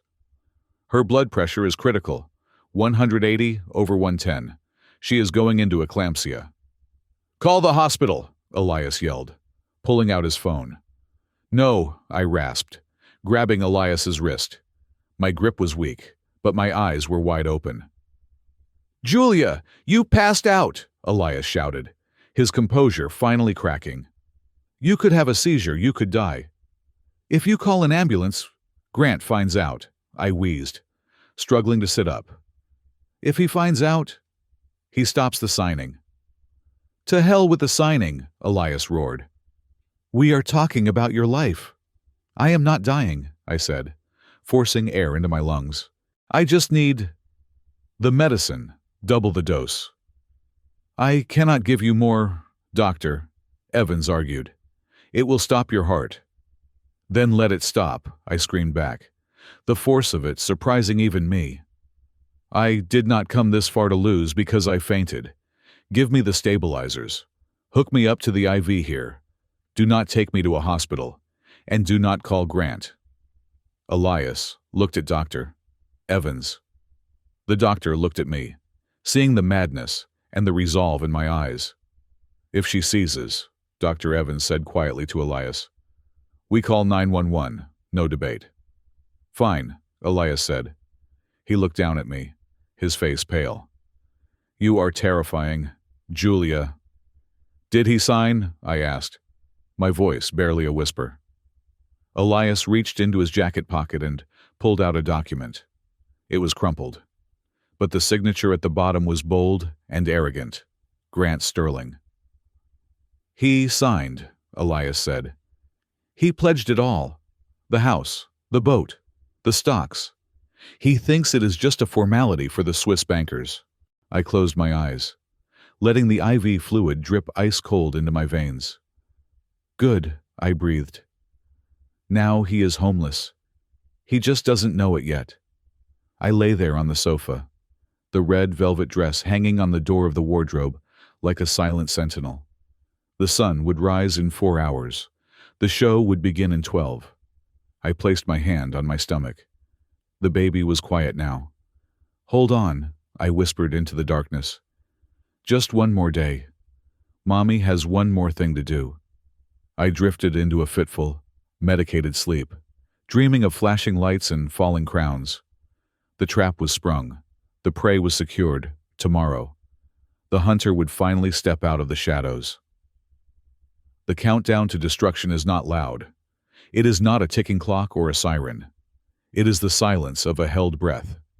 It is the eerie calm of the ocean right before the tsunami crests. 24 hours before the Vanguardia show, Milan felt like it was encased in glass. The rain had stopped, leaving the air crisp and sharp, smelling of wet stone and expensive perfume. I woke up in my hotel suite feeling a strange, detached clarity. Dr. Evans had kept me on a steady drip of magnesium sulfate through the night to prevent seizures. And while my body felt heavy and slow, my mind was sharpening a razor's edge. I picked up my phone. The world outside this room was noisy, oblivious, and cruel. Chloe Vane had posted again. The photo was taken from the balcony of their hotel suite, overlooking the Duomo. She was wearing a silk robe that I recognized it was from the summer collection of La Perla, a gift I had bought for Grant to give to me on my birthday last year, which he had claimed was lost in shipping. The caption read, "Woke up in paradise with my king."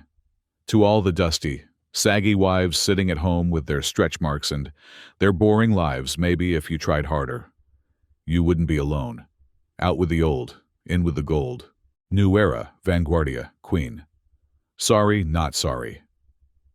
The post had already racked up 200,000 likes. The comments were a cesspool of sycophants, praising her honesty and power. My own notifications were flooded. Friends from the junior league, wives of Grant's business partners, people who had eaten at my table and drank my wine, they were all sending messages. So, sorry to see this. Julia, are you okay? What a trashy girl. You are so much better off. Sending prayers. Prayers. They were sending prayers to a woman they thought was a corpse. They were already mourning me. They thought I was sitting in the Hamptons, crying into a pillow, defeated by a 22-year-old with a ring light. I didn't reply to any of them. I didn't block Chloe. I didn't cry. I opened my own Instagram. I hadn't posted in 6 months. My last photo was a picture of a sunset from our terrace, captioned, "Peace." I took a photo of the teacup on the table next to me. It was fine bone china, filled with Earl Grey, steam rising in a delicate curl against the backdrop of the gray Milanese sky visible through the window. No face, no location tag, just the tea. I typed the caption, "Patience is the ultimate luxury." I hit post. Within minutes, the likes started trickling in. It was a cryptic message, a riddle. Let them wonder. Let them think I was sipping tea in New York. Oblivious to the storm. They didn't know the tea was being drunk 3 miles away from where their king and queen were sleeping, across the city. Grant was waking up to a different kind of notification. We had tapped into his email server, so I saw the alert hit his inbox at the same time he did. Urgent security alert. Chase Private Client Services. Dear Mr. Sterling, we have detected irregular activity on your primary checking account. A hold has been placed on all outgoing wire transfers pending identity verification. Please contact your relationship manager immediately. I watched the surveillance feed from his hotel room. Grant frowned at his phone, rubbing sleep from his eyes. "Damn it," he muttered. "Stupid bank algorithms." "What is it?" Chloe asked from the bathroom, where she was applying a face mask. "Nothing," Grant said, dismissing the alert with a swipe of his thumb. "Just a glitch. The bank probably flagged the Milan IP address. I will call them on Monday. It doesn't matter. The wire to the Conti's already cleared." He didn't know that the glitch was actually a federal freeze initiated by the SEC based on an anonymous tip about embezzlement. He didn't know that the wire hadn't cleared. It was sitting in a holding pattern, frozen in the digital ether. He stood up and walked to the window, looking out at the city he thought he owned. "Call the organizers," he shouted to his assistant in the next room. "I want the seating chart changed. I want front row center, the owner's box, and I want Chloe next to me. Move the Vogue editor if you have to. I don't care. I want everyone to see us." "Yes, Mr. Sterling." The assistant's voice trembled. I smiled. He was digging his own grave with a golden shovel. He was demanding the spotlight. He was ensuring that when the axe fell, every single eye in the industry would be watching. A knock at my door. Nonna Elena entered, followed by 2 assistants carrying a garment bag that looked like a body bag for a vampire. "It is finished," Elena said. Her eyes were red-rimmed from lack of sleep, but she stood tall. She unzipped the bag, the dress number, the armor spilled out. It was even more magnificent than I remembered. The deep, burgundy velvet seemed to absorb the light in the room. It was structured with a high, regal collar that framed the neck, and sharp, padded shoulders that gave the illusion of immense strength. The bodice was tailored to accommodate my 7-month bump, not by hiding it, but by framing it like a precious jewel. The skirt flowed to the floor in heavy, dramatic folds that would trail behind me like a royal train. "Try it on," Elena commanded. I stood up, moving slowly. "Doctor." Evans watched me like a hawk, ready to intervene if I wobbled. The velvet was heavy and cool against my skin, as Elena buttoned it up the back. I felt a transformation. The slouch of exhaustion left my spine. My chin lifted. I wasn't just a pregnant woman anymore. I was a matriarch. I looked in the mirror. The woman staring back was terrifying. She looked like she could burn a city to the ground without blinking. "You look like a Medici," Elena whispered. "Beautiful and dangerous." "It is perfect," I said. "There is one more thing," Elena said. She reached into her pocket and pulled out a small, velvet box. Inside was a brooch. It was antique silver, shaped like a dagger piercing a rose. "This belonged to the founder of Vanguardia," she said, pinning it to my lapel. "My father, He wore it when he fought the fascists. Now you wear it to fight the fool. I touched the cold metal of the dagger. Thank you, Elena. Elias arrived an hour later. He was carrying the final piece of the puzzle.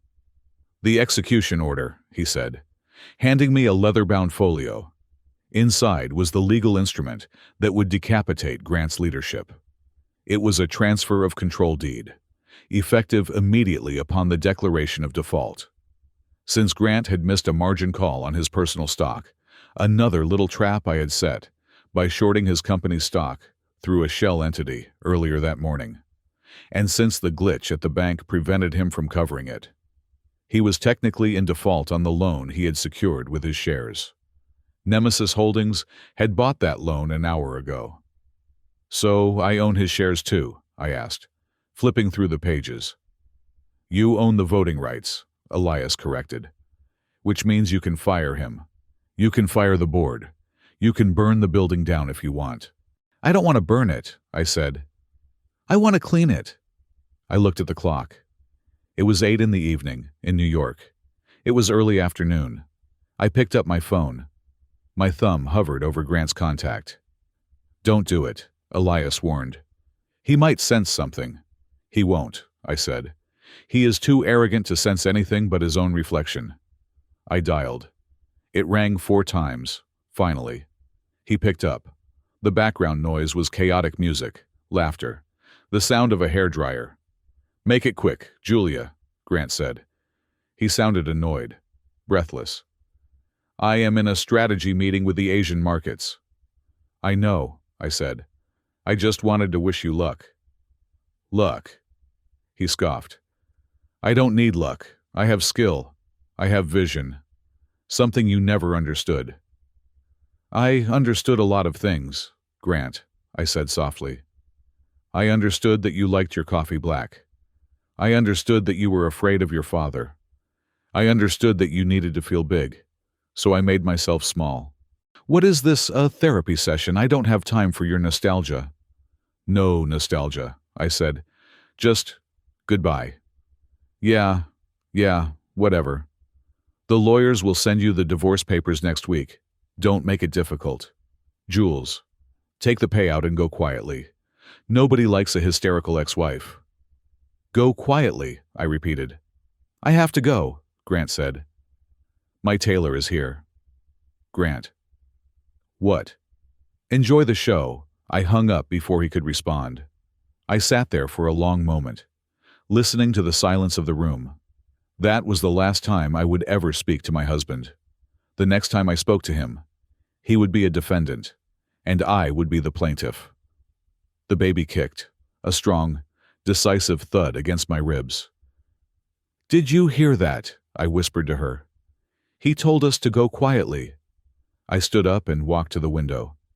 The lights of Milan were twinkling below, a galaxy of artificial stars. Somewhere out there, in the darkness, the stage was being set. The runway was being polished. The lights were being rigged. Grant thought he was walking into a coronation.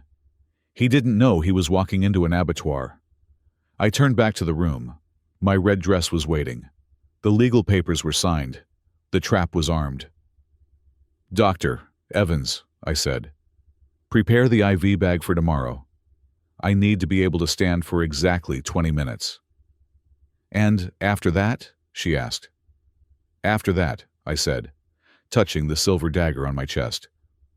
I can collapse, but for those 20 minutes, I am going to be the strongest woman in the world.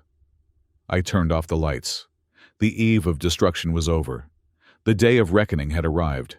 The Palazzo del Ghiaccio was vibrating. It wasn't just the music a-thumping, industrial techno bass that rattled the crystal chandeliers and vibrated in the chests of the 500 guests packed into the venue. It was the electricity of money. The air smelled of expensive perfume, hairspray, and the metallic tang of ambition. This was the main event of Milan Fashion Week, the resurrection of Vanguardia, and the world was watching. From my position in the shadowed wings of the stage, hidden behind a heavy velvet curtain, I could see everything. The runway was a long strip of black mirrored glass. reflecting the lights overhead like a dark river. On either side sat the gatekeepers of the industry, the editors of Vogue, Elle, and Harper's Bazaar in their sunglasses and severe bobs, the buyers from Bergdorf Goodman and Harrods scribbling furiously in notebooks, and the celebrities, draped in borrowed couture, flashing white teeth at the cameras. But all eyes were on the center of the front row, the owner's box. Grant Sterling sat there like a Roman emperor. He was wearing a tuxedo that probably cost more than my first car.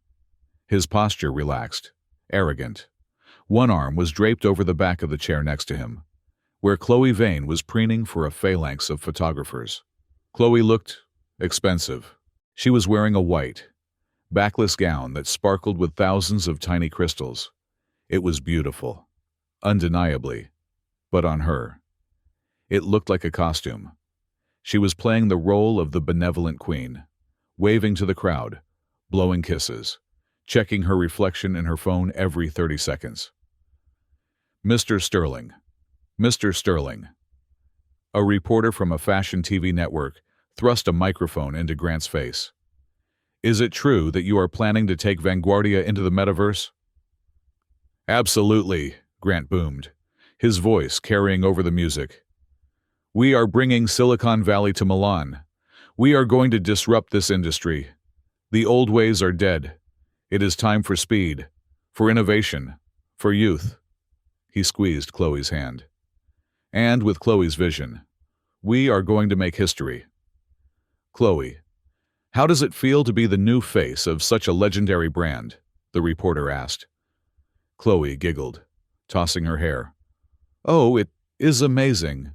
I mean, the brand was kind of dusty before. You know, like, my grandma wouldn't even wear this stuff. But we are going to make it sexy. We are going to make it viral. I felt Nonna Elena stiffen beside me in the darkness. Her hand gripped my arm, her knuckles white. Patience, Elena, I whispered. Let them talk. Every word is another nail in the coffin. The lights dimmed. The crowd hushed. The show began. It was a spectacle. The music shifted to a haunting, operatic aria mixed with a heavy drum beat. The models marched out, tall and alien, wearing the collection that Elena and her family had poured their souls into. It was magnificent. Heavy wool coats with sharp shoulders, silk dresses that flowed like liquid metal, intricate embroidery that told stories of Italian history. The audience was mesmerized. I saw the editor of Vogue nod her head in approval. I saw the buyers typing frantically into their phones. Grant and Chloe were clapping, but their eyes were glazed over. They weren't looking at the clothes. They were looking at the audience, gauging the reaction, calculating the profit. They didn't see art. They saw content. As the final model, a stunning Sudanese girl in a gold cape walked off the runway. The music swelled to a crescendo. The lights came up, blindingly bright. The MC's voice echoed through the hall, smooth and professional. Ladies and gentlemen, please give a round of applause for the artisans of Vanguardia. The crowd clapped politely. And now, the MC continued, his voice rising with excitement. To mark this historic transition, please welcome the man who has made the future possible, the new owner of Vanguardia, here to accept the ceremonial key from the Conti family. Mr. Grant Sterling. The spotlight hit Grant. He stood up, buttoning his jacket with a flourish. He flashed a dazzling smile at the cameras. He reached down and took Chloe's hand, pulling her up with him. Come on, baby. I read his lips on the giant screen above the stage. It is showtime. They stepped onto the runway. The applause was thunderous. Grant waved, soaking it in. He looked like he had conquered the world. He walked toward the podium at the end of the runway where Alessandro Conti stood, holding a velvet pillow with a large, antique iron key resting on it. Alessandro looked pale. He looked like he was about to vomit, but he held his ground. Grant reached the podium. He extended his hand to take the key. Thank you, Alessandro, Grant said into the microphone, his voice amplified to the rafters. "I promise to take good care of your legacy." Alessandro pulled the pillow back. Grant blinked. He reached for it again, a confused smile on his face. "Alessandro." The music cut out, abruptly. The silence that followed was deafening. The bass that had been rattling our chests vanished, leaving a void that was instantly filled with a confused murmur from the crowd. "What is going on?" Chloe whispered, loud enough for the microphone to pick up. "Give him the key, old man." Alessandro stepped up to the microphone. He looked at Grant, then at the audience. "I cannot give you the key, Mr. Sterling," Alessandro said, his voice trembling but clear. "Because you have not paid for it." A gasp rippled through the room.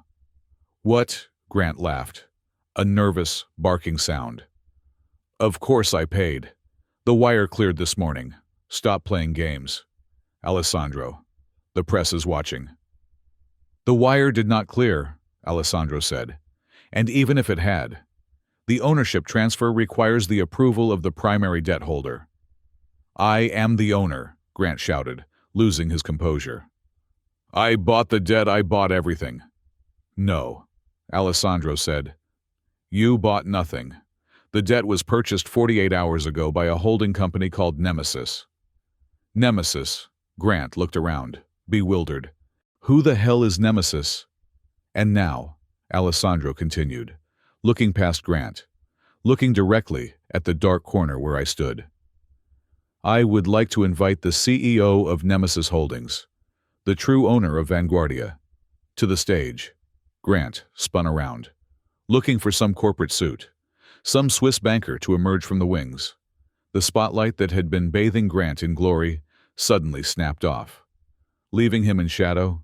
A single, piercing beam of white light cut through the darkness and hit the curtains stage right.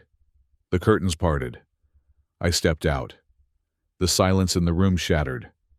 I wasn't wearing the sensible maternity clothes Grant was used to. I was wearing the blood-red velvet coat dress. The high collar framed my face like a queen's ruff. The silver dagger brooch glinted on my chest.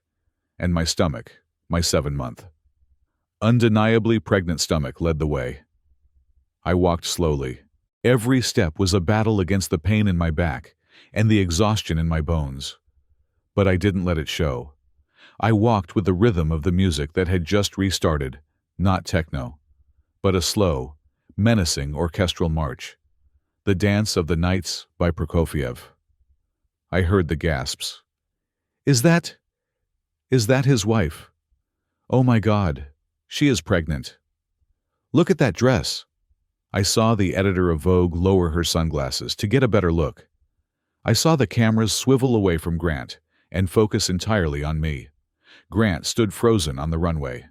His face went through a kaleidoscope of emotions: confusion, recognition, shock, and finally, pure, unadulterated terror. "Julia," he mouthed. The word died in his throat. Chloe looked at me, then at Grant, then back at me. Her face, usually so composed for the cameras, crumbled into a mask of panic. She took a step back, instinctively distancing herself from Grant, as if failure was contagious. I didn't stop.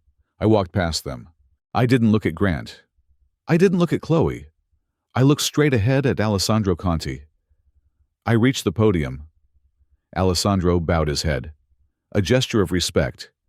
He held out the pillow. I picked up the iron key. It was heavy, cold, and real. I turned to face the audience. I turned to face my husband.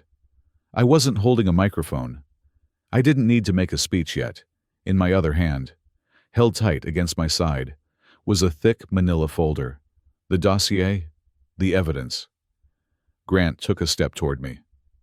"Julia, what are you doing? You are supposed to be in New York. You are sick. You are pregnant."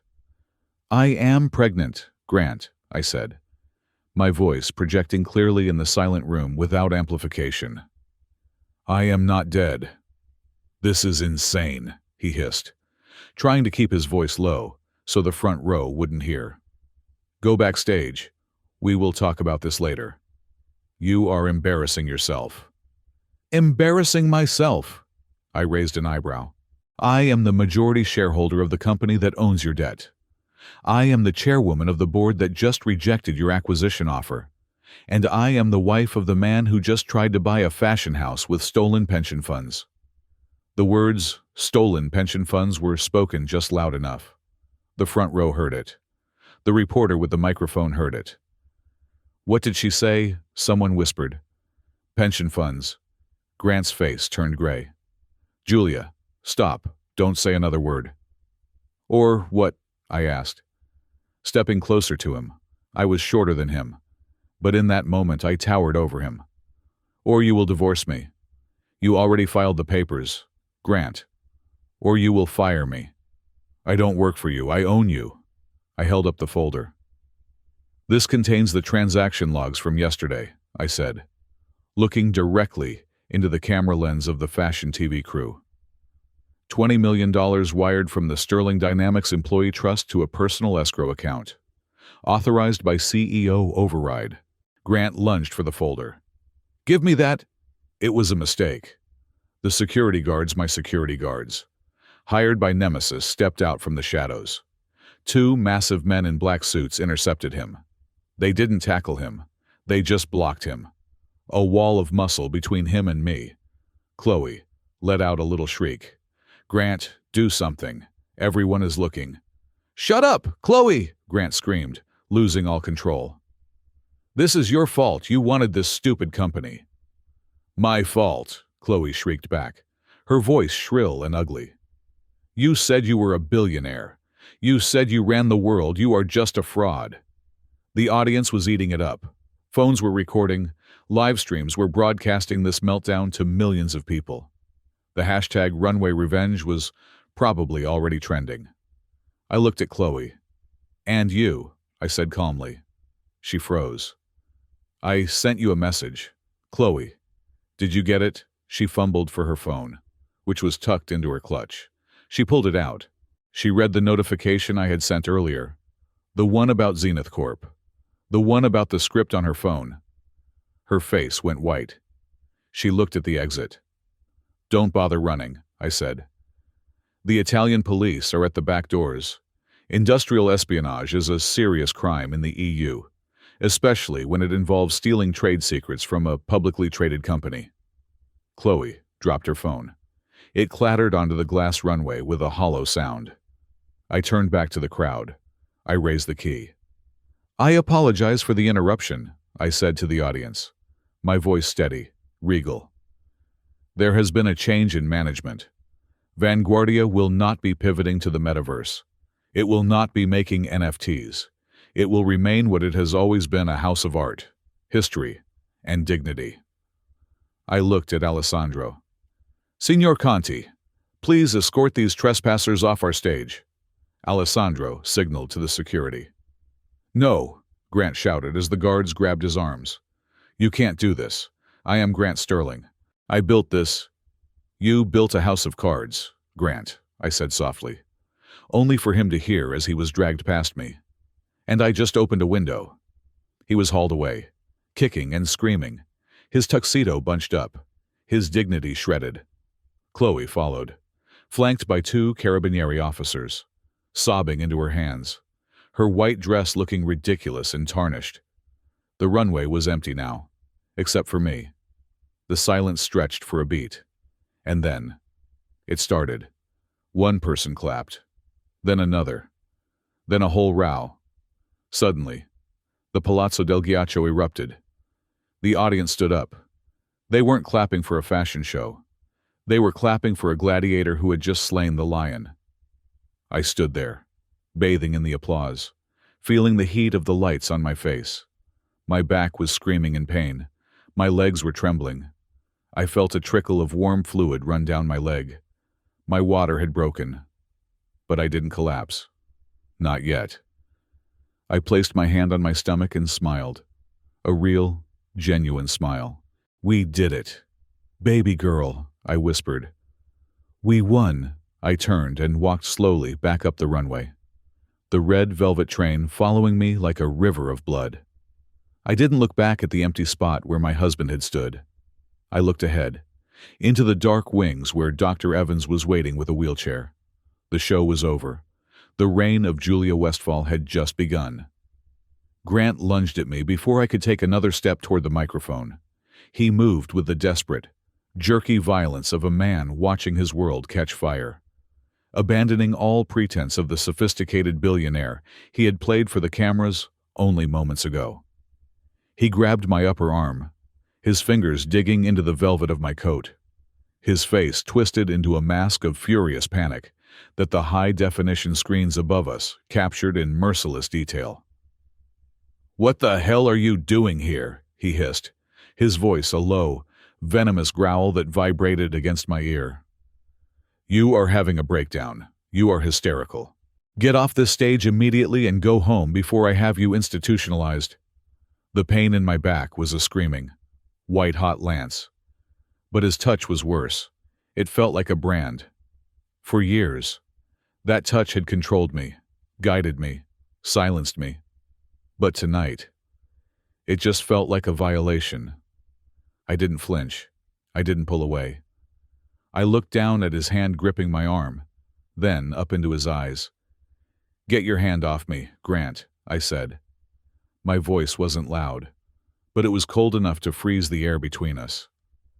"Or I will add assault to the list of felonies you are committing tonight." He blinked, startled by the flat, deadly tone. He released me, taking a half-step back, trying to regain control of the narrative as he realized the entire room was watching us in stunned silence. "Ladies and gentlemen," Grant shouted, turning his charismatic smile back to the audience, though it looked brittle now, like cracked porcelain. "I apologize. My wife she is not well. The pregnancy has been very difficult on her mental state. She is confused." He turned back to me, his eyes pleading, begging me to play along one last time. "Come on, Julia. Let's get you backstage. You need a doctor." I stepped past him. I walked to the lucite podium that stood center stage, the place where the owner was supposed to stand. I placed my heavy manila folder on the surface. I looked up at the lighting booth, high above the crowd. "Marco," I said into the silence. "Execute Phase 2. Grant spun around. "Who is Marco?" "What are you talking about?" Behind us, the massive LED screen that had been displaying the Vanguardia logo flickered. The golden V dissolved, replaced by a stark, brutal spreadsheet. A collective gasp ripped through the audience. It wasn't art. It wasn't fashion. It was a bank statement. "What is that?" Grant whispered, the color draining from his face. "That," I said, my voice projecting clearly to the back of the room without a microphone, "is the financial reality of the lifestyle you have been selling. Grant," I pointed to the screen. "Row 1, I narrated, walking the audience through the evidence. October 14th, $4,000. Hotel Principe di Savoia. 2 nights in the presidential suite. Guest name Chloe Vane. Paid for by the Sterling Dynamics Research and Development budget." Chloe let out a strangled noise, covering her mouth with her hand. "Row 2, I continued, relentless. November 2nd, Cartier, 5th Avenue, $85,000. Diamond bracelet. Listed in the company ledger as server hardware upgrades." I turned to the audience. "I didn't know servers wore diamonds. Did you?" Laughter bubbled up from the back rows, nervous. Shocked laughter. Grant was shaking his head, backing away. "This is illegal. You hacked my accounts. This is inadmissible." "And this," I said, signaling for the next slide. "This is the most interesting one." The screen changed. It displayed a high-resolution scan of a wire transfer document. The numbers were highlighted in red. "Yesterday morning," I said, $20 million. Transferred from the Sterling Dynamics Employee Pension Contingency Trust to a private escrow account to pay for the deposit on this fashion house." The room went dead silent. The laughter died. Stealing from a wife is a scandal. Stealing from employees is a crime. He stole it, I said simply. He emptied the retirement accounts of 3,000 engineers, janitors, and secretaries to buy a vanity project for his mistress. He didn't buy Vanguardia with his fortune. Ladies and gentlemen, he bought it with his employees' futures. Grant looked like he had been punched in the gut. He looked at the audience, seeing the faces of his investors, his peers, the people whose respect he craved more than air. They weren't looking at him with admiration anymore. They were looking at him with disgust. "It was a loan," Grant screamed, his voice cracking. "It was a temporary liquidity bridge. I was going to pay it back next week." "With what money, Grant?" I asked. "The stock you leveraged or the assets you just signed away?" "I own this company," Grant roared, pointing at the floor. "I signed the deal. The Contis accepted my offer." "Signor Conti accepted an offer from the primary debt holder," I corrected him. "Show the next slide. Marco." The screen shifted again. This time, it showed a legal document, the debt purchase agreement. Vanguardia was drowning in debt, I explained to the room. 40 million euros owed to the Bank of Milan. Yesterday, a company called Nemesis Holdings purchased 100% of that debt. I paused, letting the weight of the name settle. Nemesis Holdings, I repeated, and as the primary creditor. Nemesis exercised its right to seize control of the board of directors this morning. Vanguardia belongs to Nemesis Holdings. Grant laughed. It was a manic, terrified sound. Nemesis is a shell company. It is a ghost. I had my lawyers check it. It is nothing but a paper tiger. You can't own anything. Julia, you are broke. I froze your accounts. You froze the joint accounts, I said, stepping closer to him. But you forgot about the Westfall Trust, and you forgot about the one person you underestimated for 5 years. I placed my hand on my chest, touching the silver dagger brooch. I am the CEO of Nemesis Holdings. Grant. I am the sole shareholder. I bought the debt. I bought the company. I own the runway you are standing on. Grant stared at me. His brain was trying to process the information, but the cognitive dissonance was too strong. But you are just a wife, I finished for him. Just a coder. Just an accessory. Nemesis is a fake company, he shouted, desperate to find a loophole. It has no assets. It is a fraud.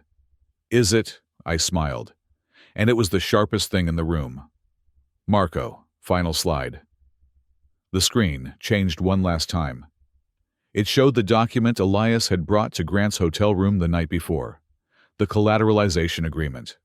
The one Grant had signed without reading, thinking it was just red tape from a Swiss bank. Do you recognize the signature? Grant, I asked. Grant squinted at the screen. Then his eyes went wide. His knees actually buckled, and he had to grab the edge of the runway to stay upright. No, he whispered. No. You signed a personal guarantee to the creditor of Vanguardia, I said, my voice ringing out like a judge's gavel. To secure the deal, you pledged your personal assets as collateral, your estate in the Hamptons, your yacht, your vintage cars, your remaining stock in Sterling Dynamics. I leaned in close, so close I could smell the fear sweating off him. You thought you were signing those over to a Swiss bank, I said softly. But you signed them to Nemesis. You signed them to me. You didn't just buy a company with stolen money. Grant, you sold your entire life to the wife you were planning to divorce. The reality hit him like a physical blow. He looked at the document, then at me. The realization that he was not just ruined, but that he had done it to himself, that he had handed me the knife and bared his own throat, broke him. You set me up, he whispered, tears of rage and impotence filling his eyes. You planned this. You are a monster. I am a mirror, Grant, I said. I just showed you who you really are. Suddenly, a blur of white silk rushed at me, Chloe Vane, realizing that her golden ticket had just turned into a subpoena, lost her mind. She lunged at me, her face contorted into a mask of ugly, selfish fury. "You liar!" she shrieked, her hands clawing for my face. "You jealous old hag! You are making this up. Grant is a billionaire. He promised me. You are just trying to steal my moment." She was fast, but I had adrenaline on my side. I didn't step back. I stood my ground, before she could touch me. I caught her wrist. My grip was iron, the rage of months of betrayal, of seeing her wear my clothes, live in my house, steal my husband, surged through me. I twisted her arm, forcing her to stumble. "Your moment," I asked, my voice dripping with disdain. "You don't have a moment. Chloe, you are an industrial spy working for Zenith Corp." The color drained from her face faster than the blood from a wound. "What? That is crazy. I am an influencer." "I have the logs from your phone, Chloe," I said loud enough for the press to hear. "I know about the script you were running to steal the compression algorithm. I sent the file to your handlers at Zenith an hour ago. They have already disavowed you. You are burned." She tried to pull away, but I held on. "And one more thing," I said, looking her up and down with cold appraisal. I pointed to the white crystal dress she was wearing. "That dress," I said. "It is a Vanguardia prototype. It belongs to the company." Chloe looked down at herself, confused. "Since I own the company," I said, my voice hard as flint. "I own the dress. You are in possession of stolen property." I leaned in, my face inches from hers. "Take it off," Chloe gasped. "What here now?" "Take it off," I commanded. "Or I will have the police charge you with grand larceny right here on the stage. You wanted to be a model." "Chloe, let's see how committed you are to the brand." "You are insane!" Chloe screamed, looking around for help. "Grant, help me!" But Grant was staring at the floor, catatonic. "Security!" I shouted. The two guards stepped forward, but they weren't alone. From the back of the room, a group of men in uniform marched down the aisle. They wore the dark blue uniforms of the Guardia di Finanza, the Italian financial police, and the sleek suits of Interpol. Elias had done his job. The evidence of the wire fraud had traveled from New York to Rome in less than an hour. "Grant Sterling," the lead officer shouted, stepping onto the runway. "You are under arrest for international wire fraud, embezzlement, and money laundering." Grant looked up, his eyes hollow. He didn't fight. The fight had left him the moment he saw his signature on the Nemesis contract. He let them pull his arms behind his back. The click of the handcuffs echoed through the silent hall. "And Signorina Vane," the officer said, turning to Chloe, "we have a warrant for your detention regarding industrial espionage and conspiracy to commit fraud." Chloe started screaming. It was a high, thin sound that grated on the nerves. "No, I didn't know he made me do it. I am just a girlfriend. I am pregnant." I froze. The room froze. Grant stopped struggling and looked at Chloe. "What?"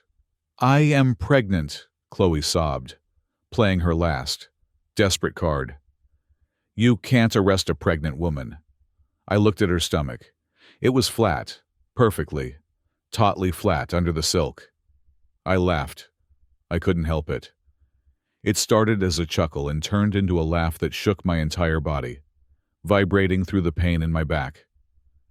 "She is lying, Grant," I said, wiping a tear from my eye. "Just like she lied about loving you. Just like she lied about the modeling. It is just another script." I looked at the officer. "Take them away. They are ruining the show." The police dragged them off. Grant looked back at me one last time. He didn't look angry anymore. He looked like a man waking up from a long dream to find himself in a nightmare. "Julia," he whispered. "Our baby." I placed a hand on my heaving, mountainous belly. "My baby," I corrected him. "You lost your rights to her when you bet her future on a lie." They disappeared behind the curtain. The sirens outside began to wail. A chorus of justice in the Milanese night. I was alone on the stage. The slides of the embezzlement were still glowing on the screen behind me.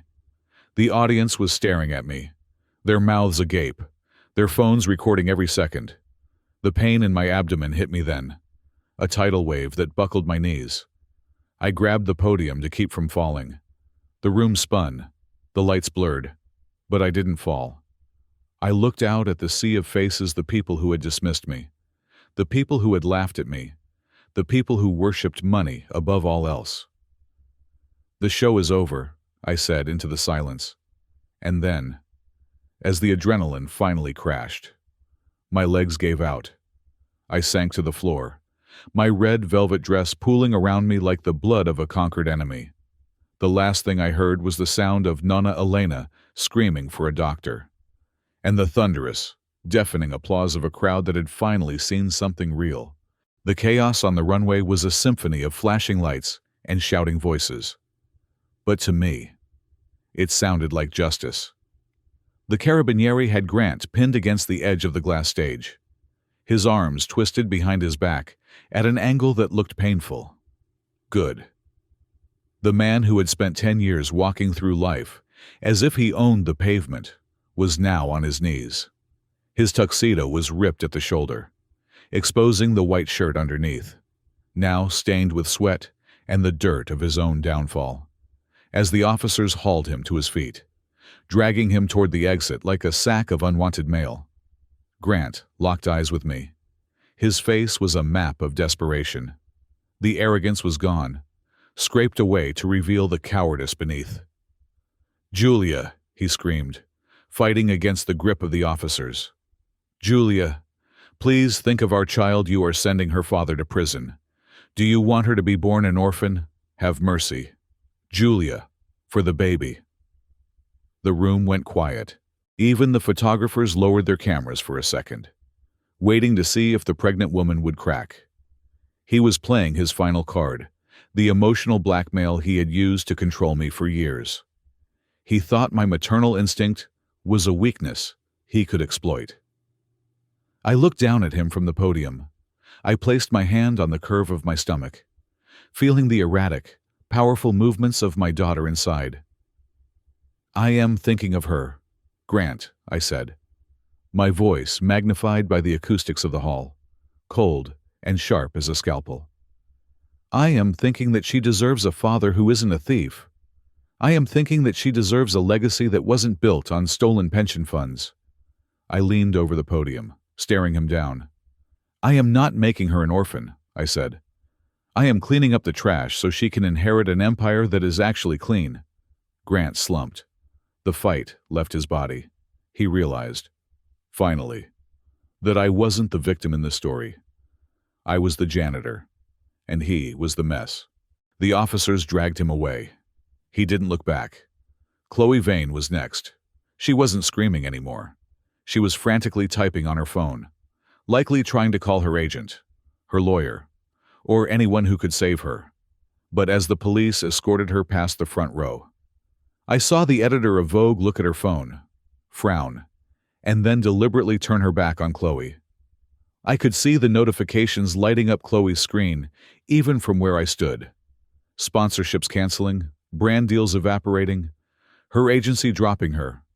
In the span of 10 minutes, she had gone from the face of a luxury brand to a social pariah. She wasn't just arrested, she was deleted. The doors closed behind them. They were gone. I was left alone on the stage, the spotlight hot on my face. My legs were trembling violently now. The pain in my lower back was a constant, grinding pressure, a vice that was tightening with every second. The fluid I had felt earlier was soaking through the lining of the velvet dress, but the heavy fabric concealed it. I had minutes, maybe seconds, before my body gave out completely. But I had one more thing to say. I gripped the microphone stand with white knuckles.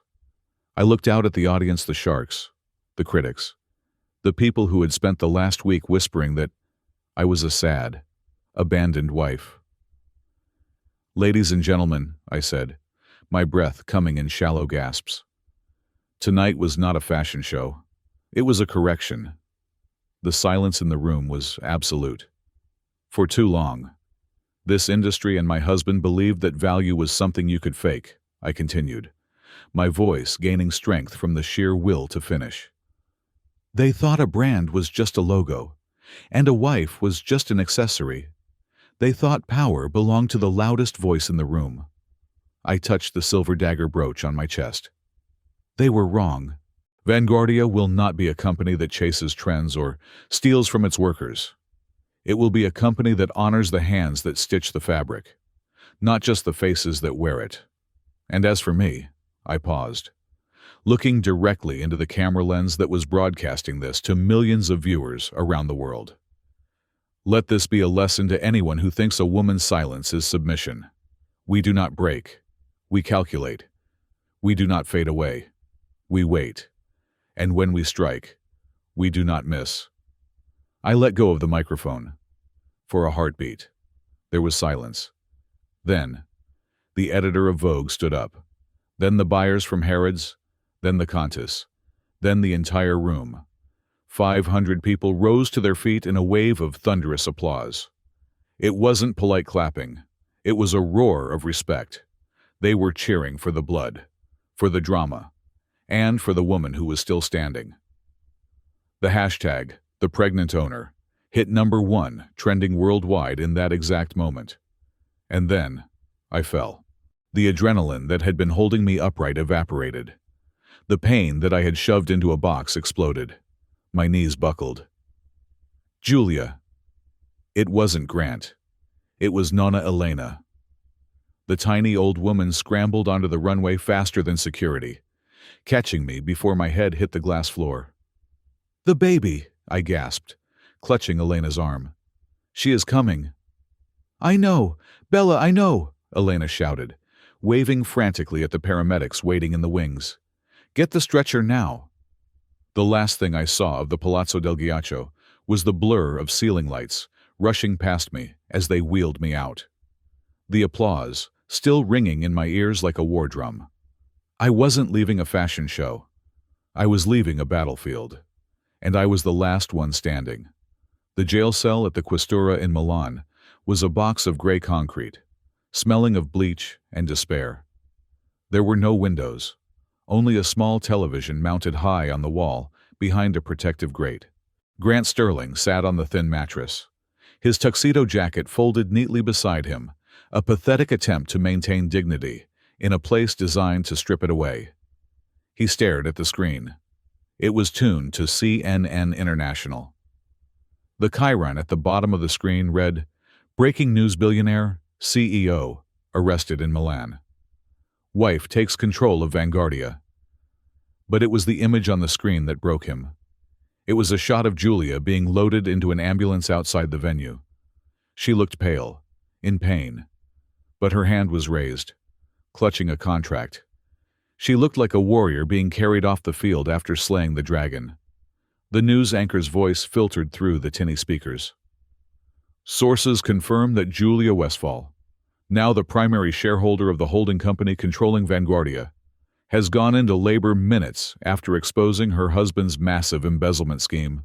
Legal experts say that with Grant Sterling facing up to 20 years in federal prison for wire fraud, Westphal is poised to petition for full custody of their child and total control of the marital assets." Grant put his head in his hands. He had lost the company. He had lost the money. He had lost his freedom. But then, the image changed. A reporter was standing outside the Santa Maria Nascente Hospital. "We have just received word," the reporter said.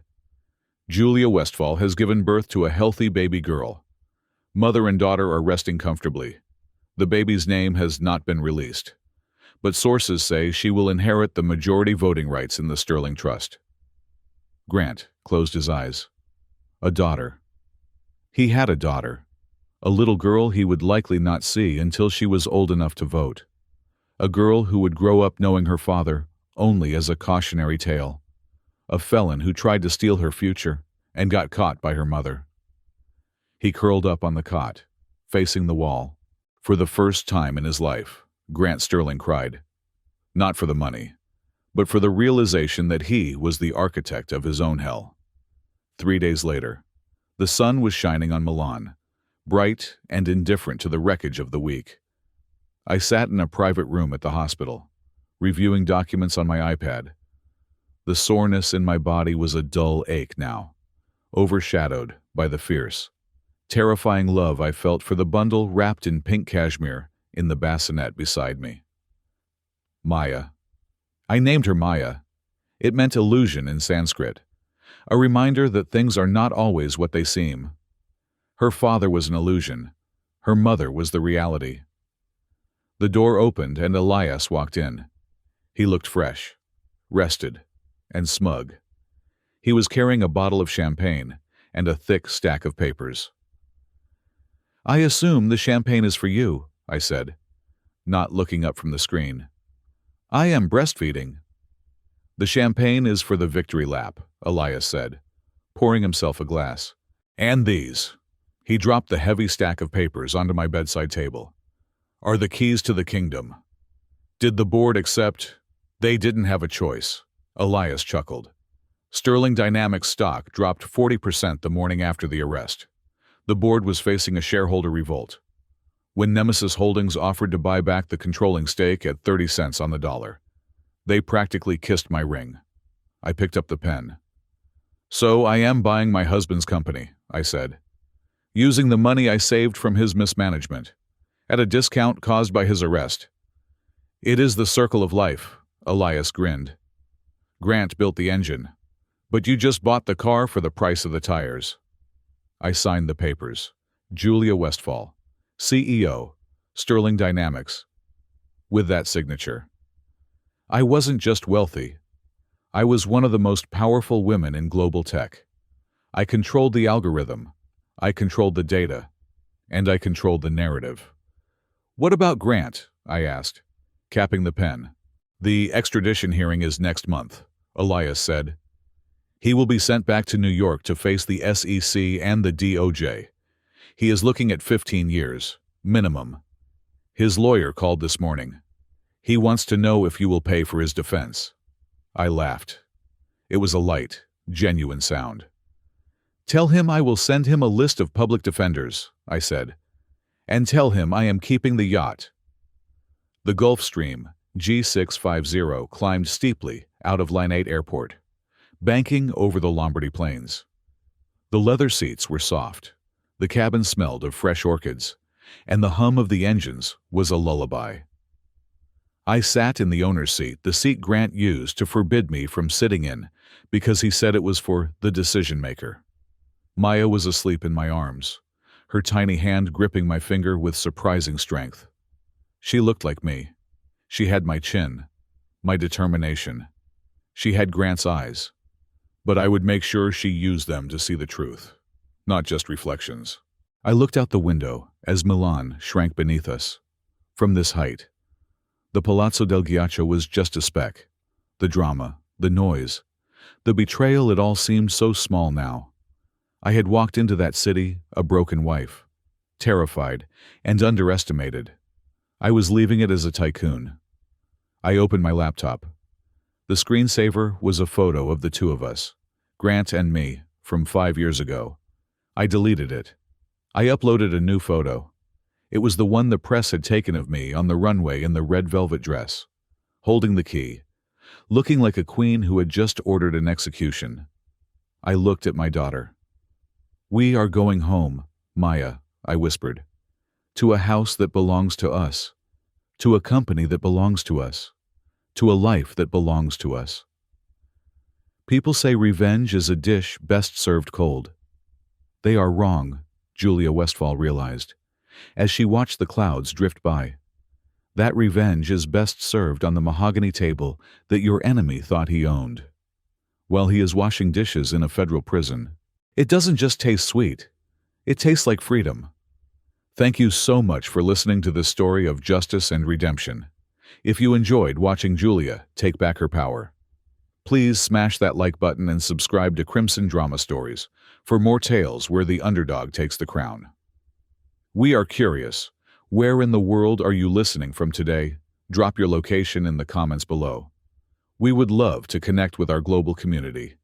And don't forget to hit the hype button to help this video reach more people who need a reminder that being underestimated is a superpower.